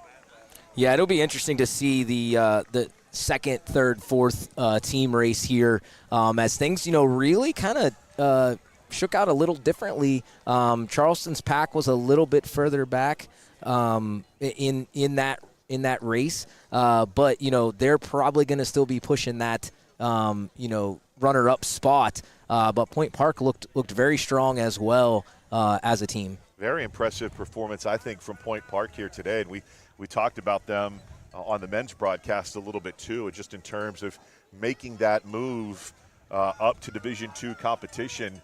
They have been impressive in both the men's and now especially in the women's championship here today. They have come and kind of put their mark on it and have let the other schools and other institutions know that if they didn't know already, they're here to compete too. Yes, without a doubt. And they're only going to get stronger, as we mentioned before the start of the race. Is that they got a great recruiting ground in Western Pennsylvania, and moving up into Division II is only going to make them stronger.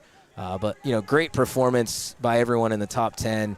In a pretty neat race to watch as things kind of changed as the race, whereas the men's race was kind of set from the beginning and it kind of, played out that way. But the women's race, a lot of lead changes, a lot of different runners mixing up through the lead spots there.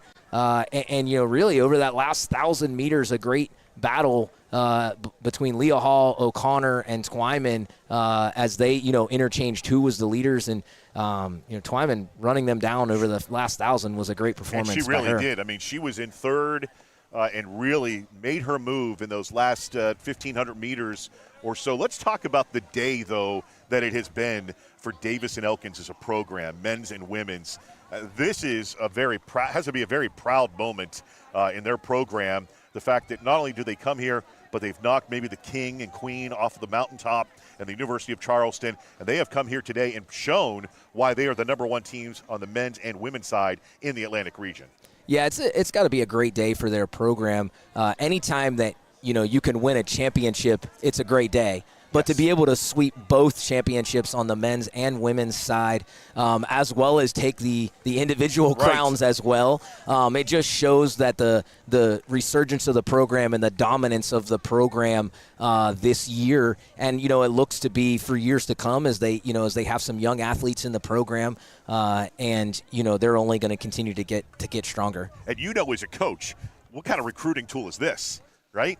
You're going out, and if a runner's thinking about going to one program or another, all you have to say is, hey, go look at the conference championships last year, right? Which team came home in first? Who had the overall champion?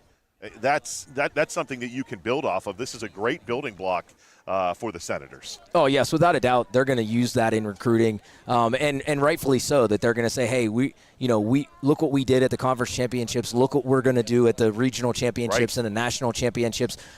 Come to our program and you're going to develop. And that's what every high school athlete should be looking at, is where can I go and where can I get better, and where can I compete at the highest levels. And, that's what Davison Elkins came out here this year and did, and I'm certain that's going to help them. It's going to go a long way in their recruiting process. Yeah, it's a wonderful day for D&E. It's going to be a fun ride back to Elkins later this afternoon and this day for sure. This is a day that they are going to remember for quite a while, as they are going to wrap up as the Mountain East Conference men's and women's overall team champions, and taking home the individual champion on both sides too. So it's been a beautiful day here at Oglebay. Your thoughts, I guess, on a little bit of the course changes now that you've had a chance to actually see them. Definitely, I think that the course changes were a huge benefit for the athletes and for the teams, not just from the spectator standpoint, right. But there were some sections of this course in the past that were really hard on the athletes. There was some rough terrain that the athletes had to run through, and that when conditions weren't ideal in terms of rain on the course, you don't want to say that it was dangerous for the athletes, but it definitely was much more difficult to run fast, and then something that the athletes would have to think about when making a move or when trying to make a move. Hey, the footing's not great through here. And that could change the whole complexion of the race, of who actually should be at the front or who should be leading the race. And so I think those changes make this course a little bit more fair and a little bit faster, obviously, which is a benefit to everyone involved. And you look at the team scores, it will be Davison Elkins that will take the women's title. They had the 1, 5, 9, 10, and 14 runners here at Oglebay. The University of Charleston will be the runner-up with 79 points. They finished 7, 8, 13, 20, and 21. And then Point Park will come home third with 90 points. They were 2, 11, 16, 26, and 35. And then Wesleyan right there as well at 96 points. You look from second down to fourth. That was a tight battle. Oh, without a doubt, and you see a lot more parity here on the women's side than in the men's race. Between those teams, and such a battle. And as we talked about, as those runners were coming down the chute, finishing, every single one of those places was going to matter in the team standings. And as these are slightly unofficial at the moment, with a couple more teams left to finish, and those will shake out a little bit, but these should hold. The margins may diminish a little bit, but it shouldn't change anything with those top four. But Point Park, making their presence known, West Virginia Wesleyan with a great performance, and Charleston being able to hold on there, to that second spot. Really, with the two runners with their performance in the top 10, really kind of sealing that deal for them to be that runner-up team. But like we said, a lot more parity on the women's side, a lot closer race between those four teams. Let's go ahead and take a break here. When we come back, we're going to hope to be able to hear from our individual champion, Lauren Twyman, and get her thoughts on the race here this morning. But Twyman is your individual champion, followed by Cassandra O'Connor of Point Park, who came home second, and it'll be Davison Elkins taking home the team championship as well. We'll take a break, come back with more right after this. Cool down. But here at Yes Chevy and Yes Ford, the dealer is not anyone. I'm Keith Powell, and I want to help you lower your current monthly payment, have a down payment that's just $99, and get a lifetime warranty with fast and easy credit approval. That's right, don't freeze up over huge down payments. You can ride away for just $99 today. Get pre-approved at KeithSaysYes.com. Only at Yes Chevy in Hurricane and Yes Ford in Huntington. For over 4 decades, the health plan is called West Virginia Home. It all started with a vision to serve our community with pride and integrity. We've grown alongside West Virginia, becoming part of its fabric. We've been here through thick and thin, supporting local families and businesses. Because at the health plan, we don't just work here, we live here. Proudly serving West Virginia since 1979. Your trusted partner in the community. The health plan. Here for you.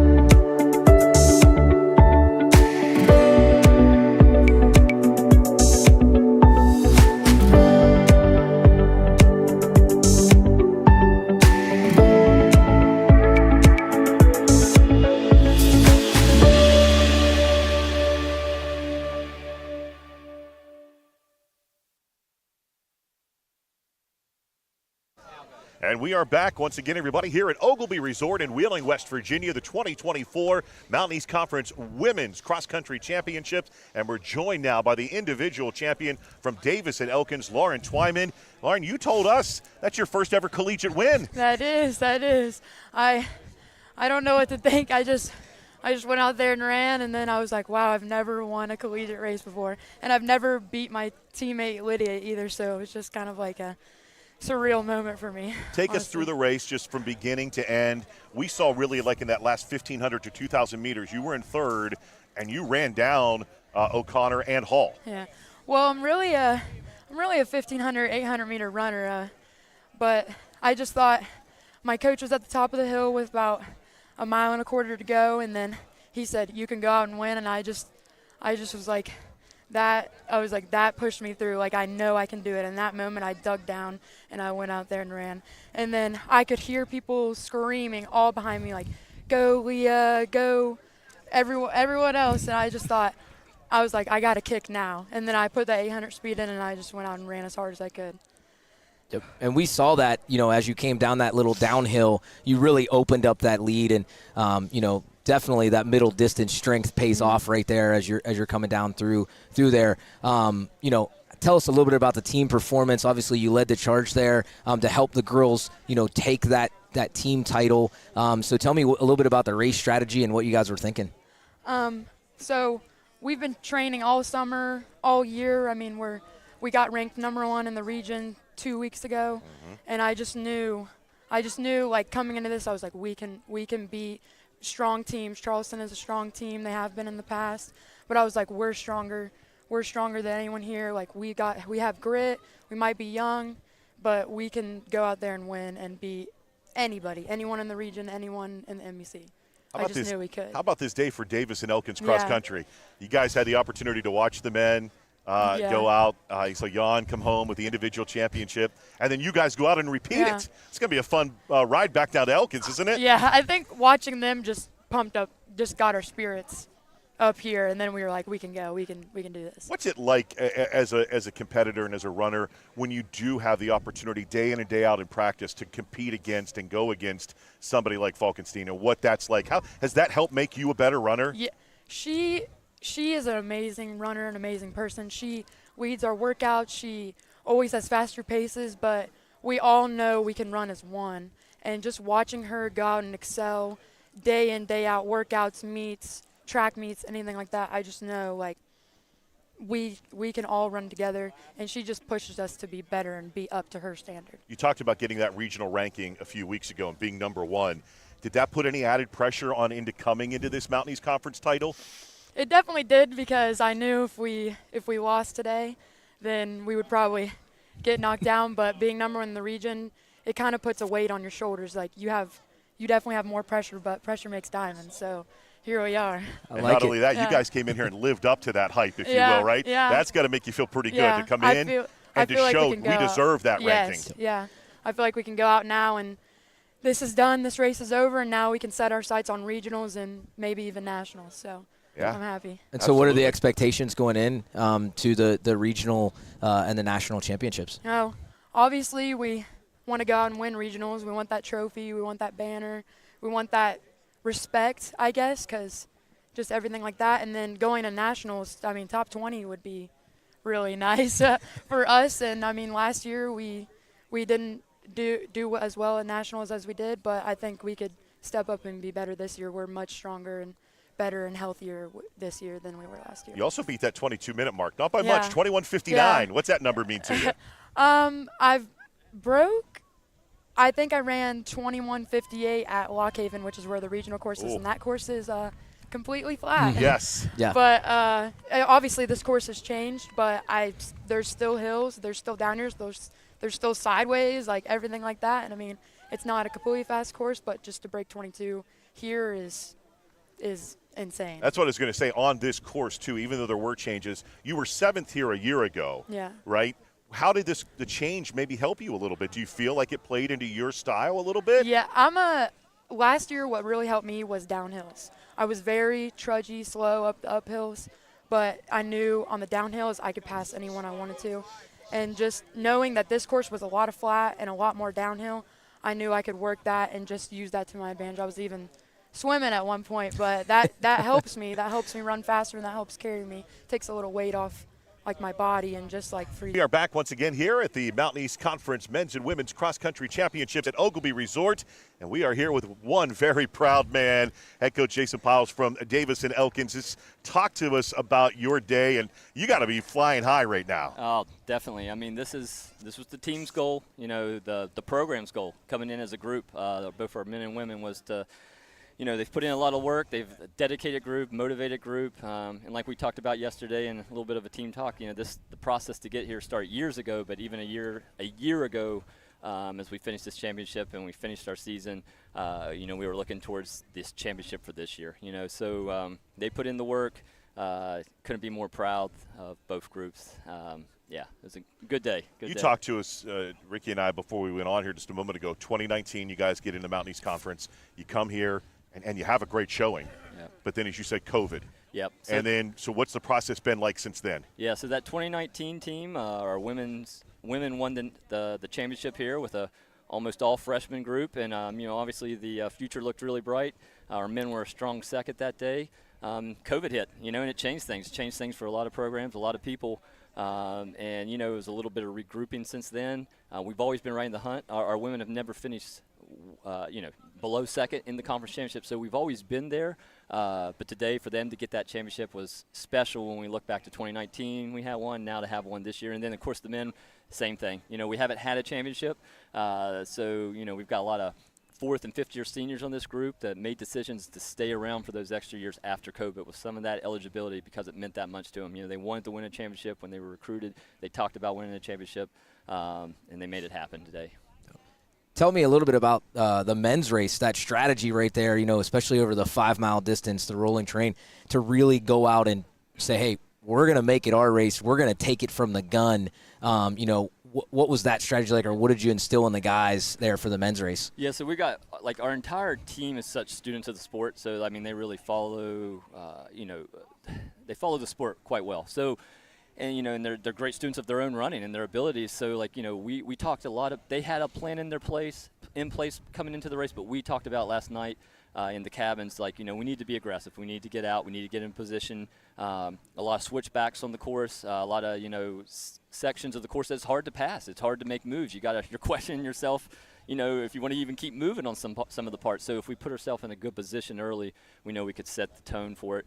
We've had an early experience with that. The men's team at Paul Short, you know, won the Paul Short Brown race, and it was by putting a lot of guys in that front lead pack and just, you know, keeping the pressure on from start to finish, and that was what the plan was for the guys. And I mean, obviously, they executed it perfectly. Yep. And then for the women's race, what was the strategy like there? It seemed to be slightly different than the men's race, but what was your strategy there for the women's race?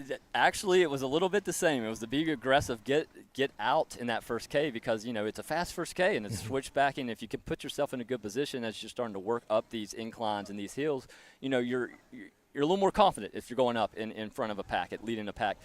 We didn't get out quite as fast in positioning, but I think we got out smart. I think there was some strong teams out there that just got out really quick today, and I think our girls dialed it into where they needed to be. We're fast, quick, in a great position, and then when we got to that, as you start to work yourself up to the back section of the course, we were moving forward like we needed to be. Yeah.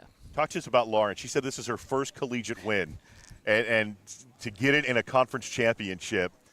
What has she been doing this year to get to this point? Well, just an amazing person, amazing runner, amazing talent. So she's all, just the talent's always been there. She's got the talent to continue to win more and more races. Obviously, a lot of our sport is belief. Believing in yourself, believing in your teammates, and I think she's a great teammate, so she believes in her teammates. She leans on her teammates. She leans on our group, and I think she used that confidence today to put on her own shoulders like she needs to continue to do, and she believed in herself. And, she ran a phenomenal race. When I saw her with maybe 2K to go, she was in 4th place, and the way she was moving, I looked at her and said, Lauren, go win this race. You could tell.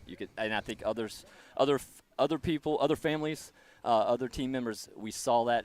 She was she was winding it up, and we knew that last 2K just with the look she had in her eye and the confidence she was running with, felt pretty confident when I saw her again. She was on me in the lead, and she was. So just a credit to her. Well, let me tell you this. Great job, Coach, because she said that's what got her over the top. Was that final 2K when she heard you tell her that, go for it, you can win this. That's when she kicked it in and said, okay, I have the ability to go win this race. And we watched her on our live feed when she was in 3rd, and the way that she was able to run down Hall and then O'Connor, right. Boy, she put them in her sights, and she just reeled them right back to her and then took them over. Yeah, and the great thing with it was she came into this, we sort of knew that maybe individually this was a wide-open women's race. There was a lot of strong contenders. There was a lot of women that were done to be in that hunt, but it was going to come down to, who was going to be strongest on the day. A lot of people maybe weren't expecting Lauren to be there. We've known all along. We knew she could be in that hunt. Was it a little bit of surprise to see the move she was making with 2K? Yeah, just because, it was finally seeing that spark that I know that she can do over and over and over. But what a run for her. And she talked about being a middle distance runner, being a 1,500-meter runner, and she said that was that, I guess, experience or that in her mind that she knew that she had that ability to be strong down that stretch. Definitely. She's such a strong runner on the track, and when you're on the track, a lot of things you learn and you practice, and the strategies you use there can come over to the cross country course and be used the same. So she's such a tactically strong runner on the track. She's the mid-distance races I think really challenge you to be tactically strong, and she used a lot of those great abilities and skills she has today to have obviously the best day of her career to this point, but many more are coming for her. Yep. Ranked number 1 in the region. Yep. What's this say to everybody out there in the Atlantic region? Because you guys lived up to that billing today. Yeah, it's a great day. It was a great day, but we know in 2 weeks, it's a clean slate. At that point, you've got to be able to bring it on regional day. We won the championships today. In 2 weeks, if we have a bad day at regionals, we know that our ultimate goals weren't accomplished. So we're in a great place. I'd rather be going into those regional championships just like this, after a championship with our confidence sky high. But we've got a lot of work to do these next 2 weeks to stay locked in, stay motivated, and we don't want to end there, obviously. We don't want to end there. We want to get back to California, get to the Nationals, and I think both groups have a high goal of making a pretty big impact once they're there. But we got to take care of business over the next 2 weeks, and this is a great positive momentum builder to go into this stretch. And I know we've talked a lot about Lauren and her performance and the men's performance. One quick final thing, tell us a little bit about Jan's performance and his season and what you've seen out of him. Well, Jan's having a dominating season, having a phenomenal season. It's sort of been a build-up now of a couple years getting to this point, but I think it's a great lesson for every runner out there and every runner within our team that they, a lot of inspiration is they take from this. But 3 years ago we were at this championships, and me and Jan we shed a lot of tears with a decision that he was our 11th man. He didn't get to run this championships 3 years ago. He was the guy that had to watch his teammates, watch his brothers race. But I remember with that talk, we talked about where he can be in the next couple years, where he can be and where he can get to. Obviously, a lot of it's just that the self-drive that he has. He's a motivated runner. He puts in a lot of extra volume. He's just a tough guy, and to see now, the results he's having over this really last 2 years. It's fun to see, and I know our entire team just loves seeing it, supporting him, because they're a big group of brothers. So when his success is their success, our team's success is our program's success, and our program's success is our college's success. So, we're really proud to be, to take these championships back to D&E, because it's a special place to all of us. And he had a great run, and I don't know how far away you were from the finish, but it was a really exciting men's finish down the stretch, and he even said to us, he was like, man, I didn't know he was that close. I didn't realize he was that close. So I was watching most of the finishing stretch from way up on the hill, and obviously I could not see the actual finish, so some were telling me about it, and obviously Idian's one of the best 1,500 and 800 runners in the country, so I'm sure Jan had the scare of his life knowing it was Idian's coming after him.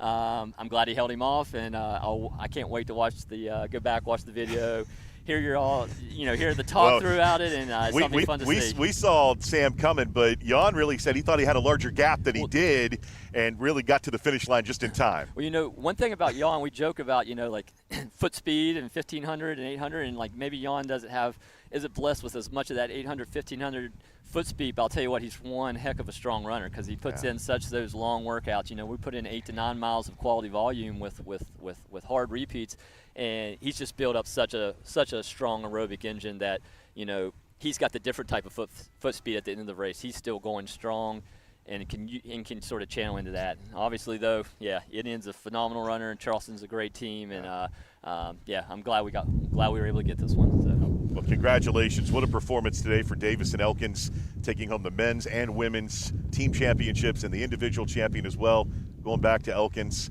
It's a great day for you guys, and best of luck here in a couple of weeks at regionals. Thank you all so much. Yeah, it was a pleasure. Congratulations. Yep, thank you guys. It's been our pleasure. Congratulations, Coach Piles, on an outstanding performance today, and congratulations to Davis and Elkins on an outstanding Mountain East Conference Tournament championship. And, boy, what a day. Great day of racing, great day for these programs.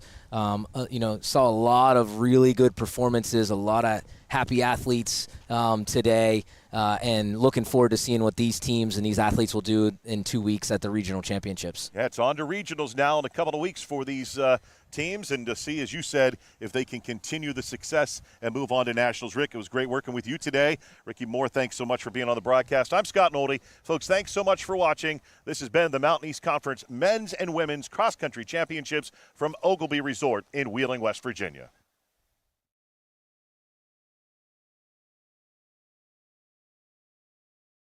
They had this whole broadcast and rebroadcast. Way back. It's that time of year again when things start to cool down. But here at Yes Chevy and Yes Ford, the dealers are heating up. I'm Keith Powell, and I want to help you lower your current monthly payment, have a down payment that's just $99, and get a lifetime warranty with fast and easy credit approval. That's right, don't freeze up over huge down payments. You can ride away for just $99 today. Get pre-approved at KeithSaysYes.com. Only at Yes Chevy in Hurricane and Yes Ford in Huntington. For over 4 decades, the health plan is called West Virginia Home. It all started with a vision to serve our community with pride and integrity. We've grown alongside West Virginia, becoming part of its fabric. We've been here through thick and thin, supporting local families and businesses. Because at the health plan, we don't just work here, we live here. Proudly serving West Virginia since 1979. Your trusted partner in the community. The Health Plan. Here for you.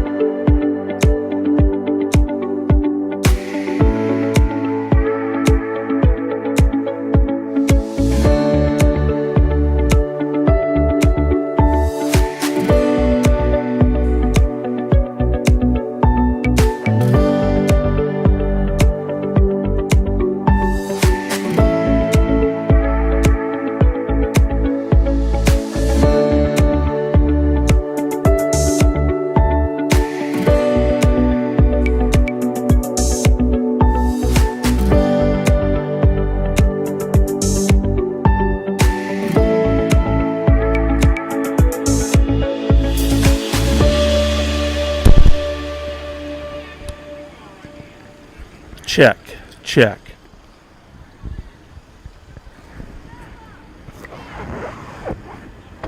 It's that time of year again when things start to cool down. But here at Yes Chevy and Yes Ford, the dealer is not heating up. I'm Keith Powell, and I want to help you lower your current monthly payment, have a down payment that's just $99, and get a lifetime warranty with fast and easy credit approval. That's right, don't freeze up over huge down payments. You can ride away for just $99 today. Get pre-approved at KeithSaysYes.com, only at Yes Chevy in Hurricane and Yes Ford in Huntington. For over 4 decades, the health plan is called West Virginia Home. It all started with a vision to serve our community with pride and integrity. We've grown alongside West Virginia, becoming part of its fabric. We've been here through thick and thin, supporting local families and businesses. Because at the health plan, we don't just work here, we live here. Proudly serving West Virginia since 1979. Your trusted partner in the community. The health plan. Here for you.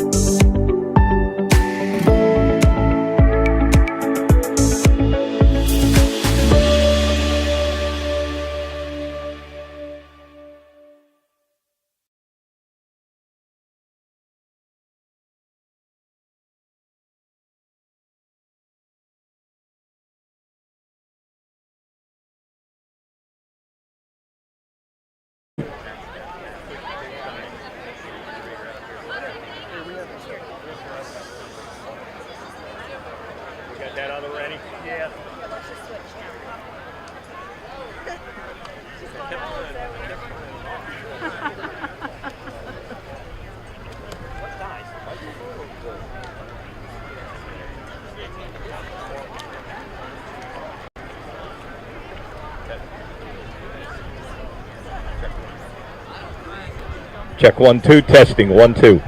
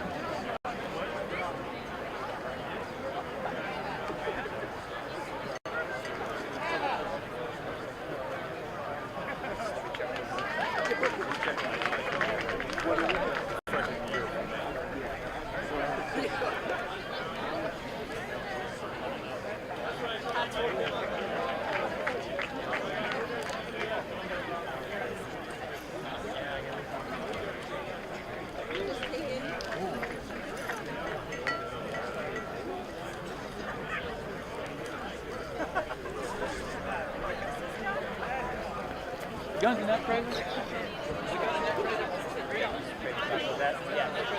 Trailer, front left. As you look in, you look to your left. Yep, that's how we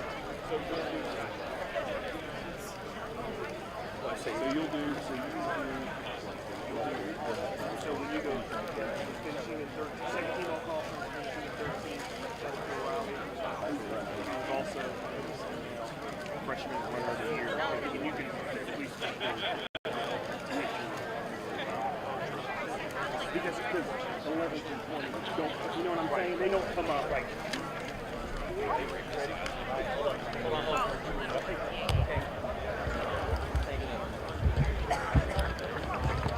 Okay, folks, we're just about ready to get started here once they get our banner in place. And before we get started, the Mountain East Conference, Commissioner Reed Amos and all the Mountain East Conference would like to congratulate all the teams and all the runners. Like to give a round of applause for all of our teams and all of our runners today. Great job. Thank you to everyone for representing your college and university. And now let's get to the individual results, starting with the men's race and the All Mountain East Conference second team. Members of this team, you will receive a certificate in the mail for your accomplishments. You do not need to come up onto the stage. Finishing in 20th place from Concord University, Ethan Board. In 19th place from West Virginia Wesleyan, Evan Piles. In 18th place from the University of Charleston, Cole Friend. In 17th from West Liberty University, Robert Allen. Finishing in 16th place from Concord University, Braden Ward. In 15th place from the University of Charleston, Jules Geoffroy Remont.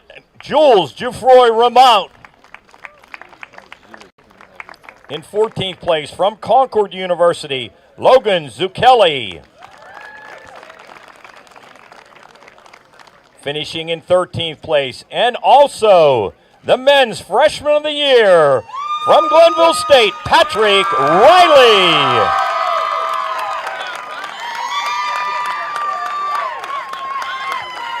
Commissioner Reed Amos on the stage to congratulate Patrick Riley. Once again, ladies and gentlemen, your freshman runner of the year, Patrick Riley.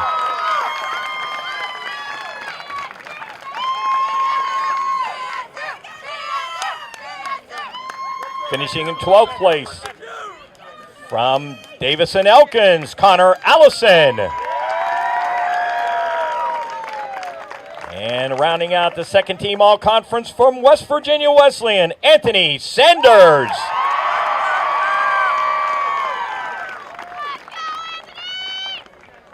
And now the all-MEC first team. We ask that as we read your name, please join the Mountain East Conference Commissioner, Mr. Reed Amos, to receive your all-conference award and remain until the entire first team is recognized. Finishing in 10th place, from Davison Elkins, Jordan Thomas.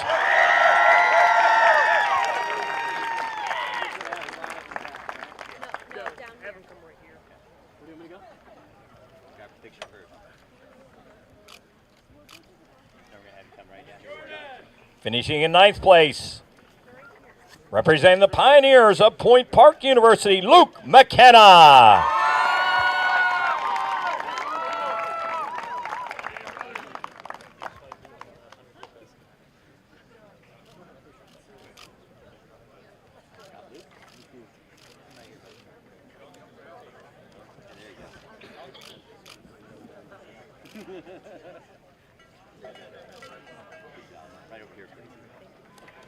Finishing 8th place, representing the Senators of Davison Elkins College, Jackson Gibson.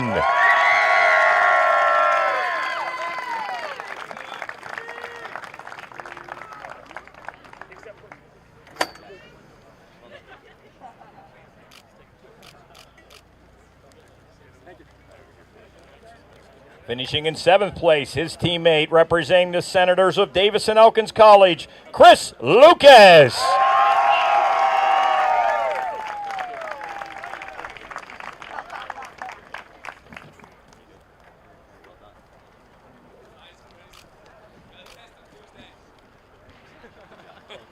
Finishing in 6th place, representing the Golden Eagles of the University of Charleston, Corey Shobalak.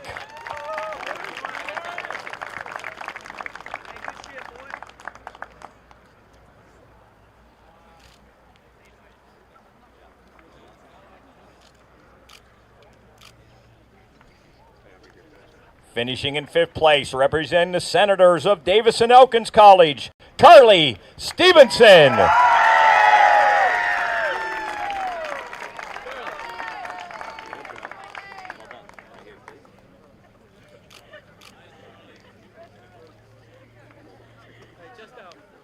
Finishing in 4th place, from the University of Charleston, Zane Chalker.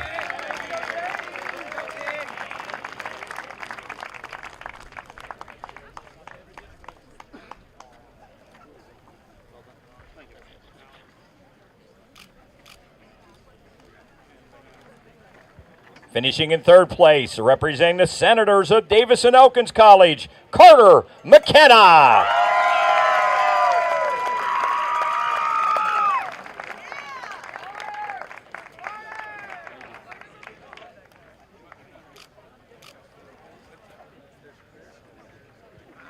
Finishing as your runner-up, representing the Golden Eagles of the University of Charleston, Samuel Idians.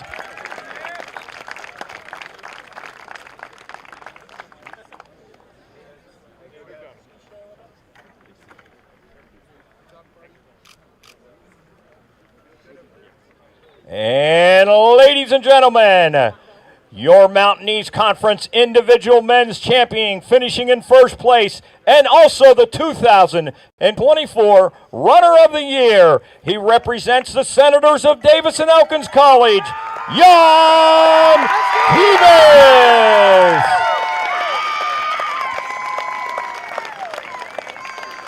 Congratulations to our Runner of the Year, Jan Tevis.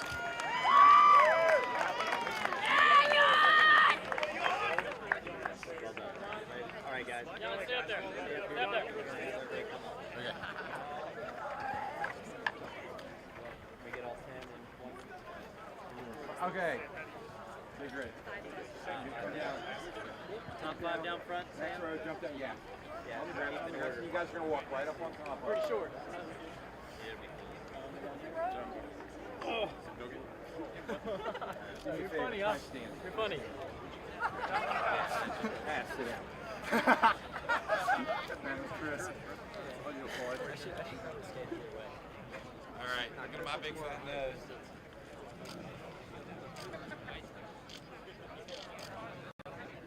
Everybody got it?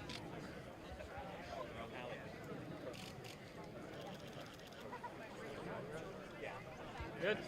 Good. Good job. Well done, man. Good job, guys. Good job.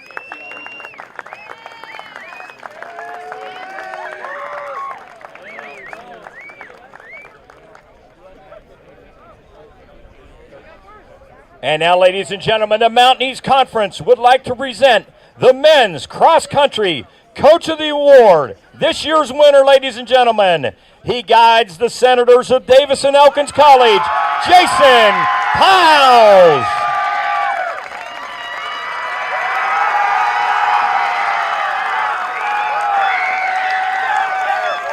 Coach, I think they're happy for you. Congratulations.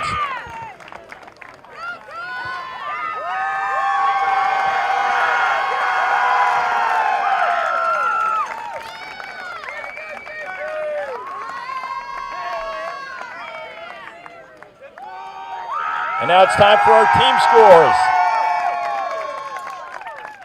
Finishing in 10th place with a score of 267, Wheeling University. In 9th place with a score of 265, Fairmont State. Finishing in 8th place with a score of 189, Frostburg State. In 7th place with a score of 184, Point Park University.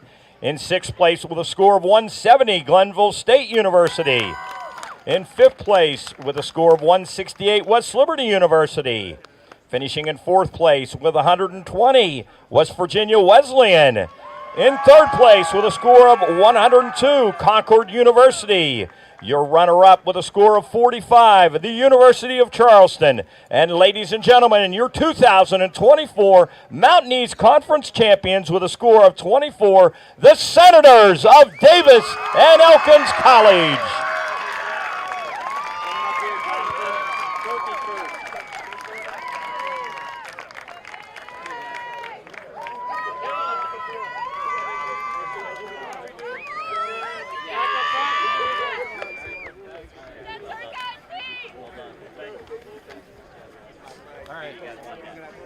Guys from there, you're going to sit.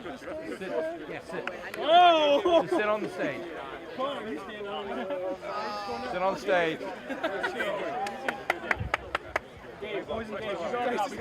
Get down. Okay. All right, make sure we can see the sign. Yeah, you guys can hold it. That works. Okay, staying right there, guys. Hell yeah.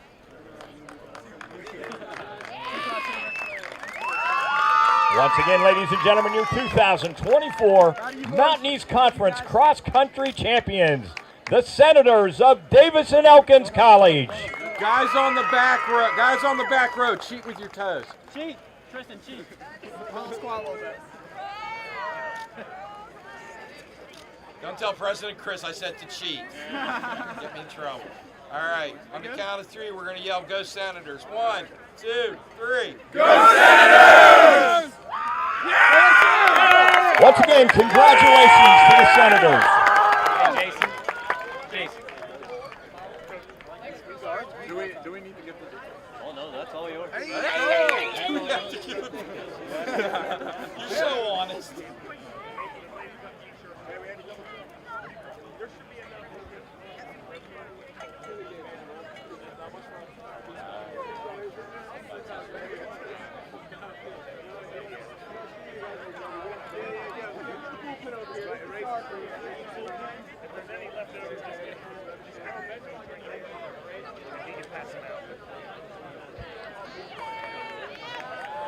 All right, ladies and gentlemen, let's move to our women's race. Once again, Mountain East Conference Commissioner Reed Amos will greet our award winners. Let's start with our All Mountain East Conference second team. Members of this team also will receive a certificate in the mail. Finishing in 20th place from Concord University, Madison Cornett.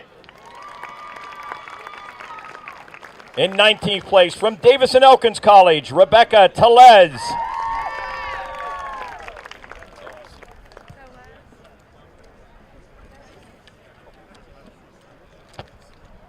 Finishing in 18th place from Fairmont State University, Megan Mitchell.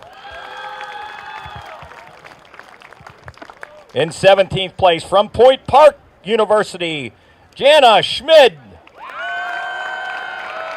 In 16th place from West Liberty University, Lacey Dimmitt.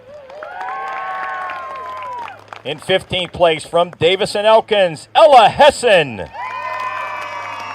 In 14th place from the University of Charleston, Mercy Jepleting. In 13th place from West Virginia Wesleyan, Lindsay Dillon. Finishing in 12th place from Point Park University, Ali Placio. And rounding out the second team from Davis and Elkins College, Zoe Belshan.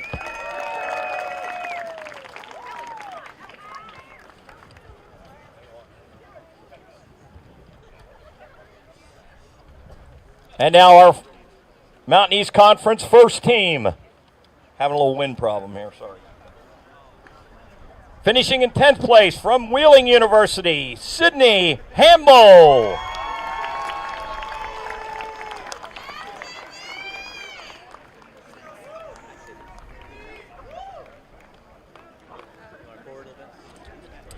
Good.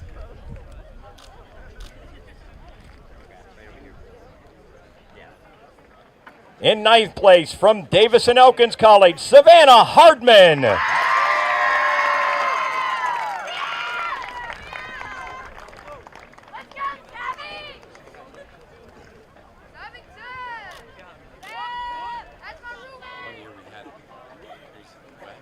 In 8th place from the University of Charleston, Madison Woolwine.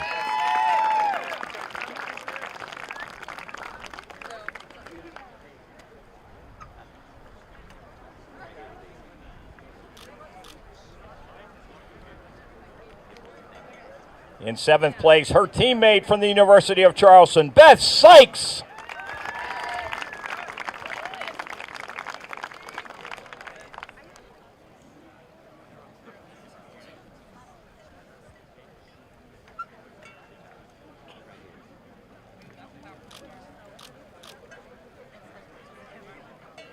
Finishing in 6th place from Glenville State University, Natalie Barr.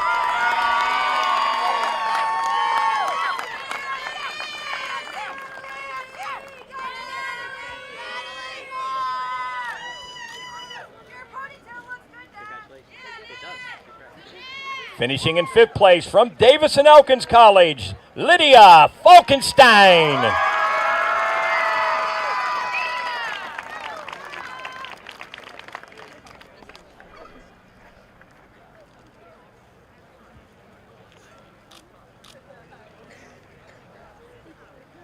In 4th place from Fairmont State University, Carlina Jaquez.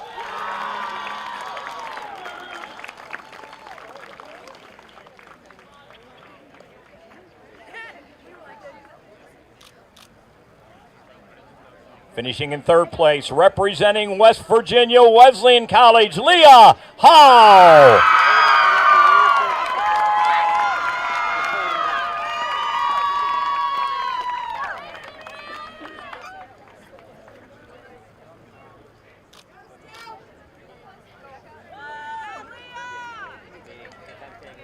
Finishing as runner-up, also your Freshman of the Year, your 2024 Women's Runner of the Year, representing Point Park University, Cassie O'Connor.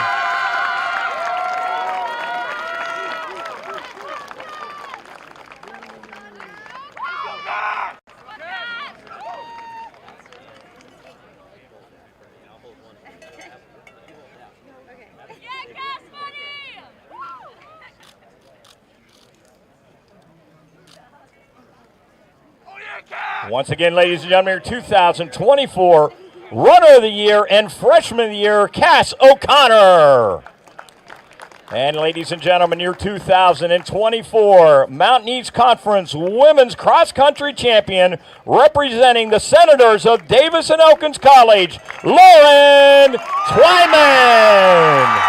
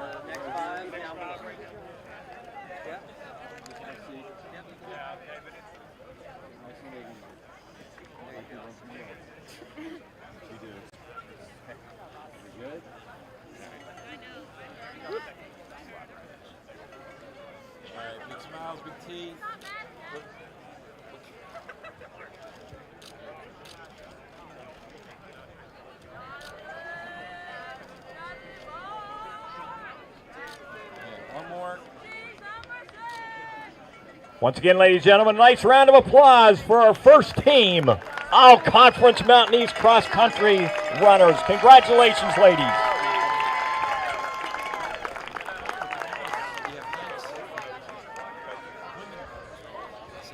And now, ladies and gentlemen, the Mountain East Conference and Commissioner Reed Amos would like to present the Women's Cross Country Coach of the Year. Let's bring him back up, representing the Senators of Davis and Elkins College, Jason Powles.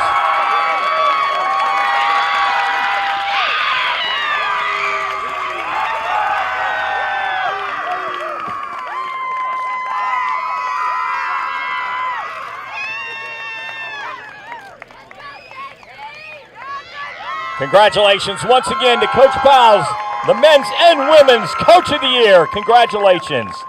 And now, ladies and gentlemen, for our team scores, finishing in 10th place with a score of 230, Wheeling University. In 9th place with 205, West Liberty University. Finishing in 8th place with a score of 197, Frostburg State University.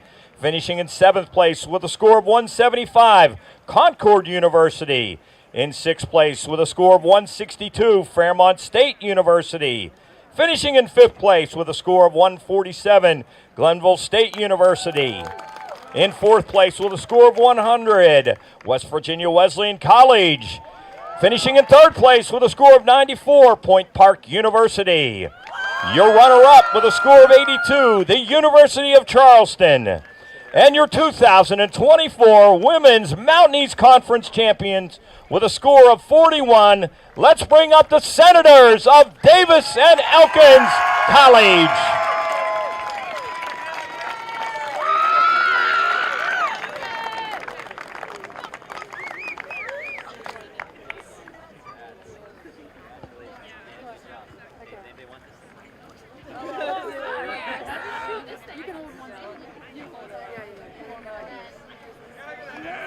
Who wants to get down there?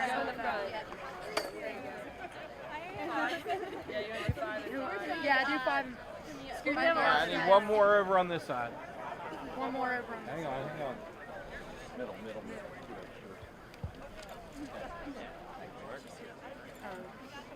Good. Now, top row goes this way. Get that thing in the middle. Good. Okay, smile. He's All right, I'm gonna go there. We'll water it out in a second. Oh yeah, girl! What do you do, ladies? What? Good thing there.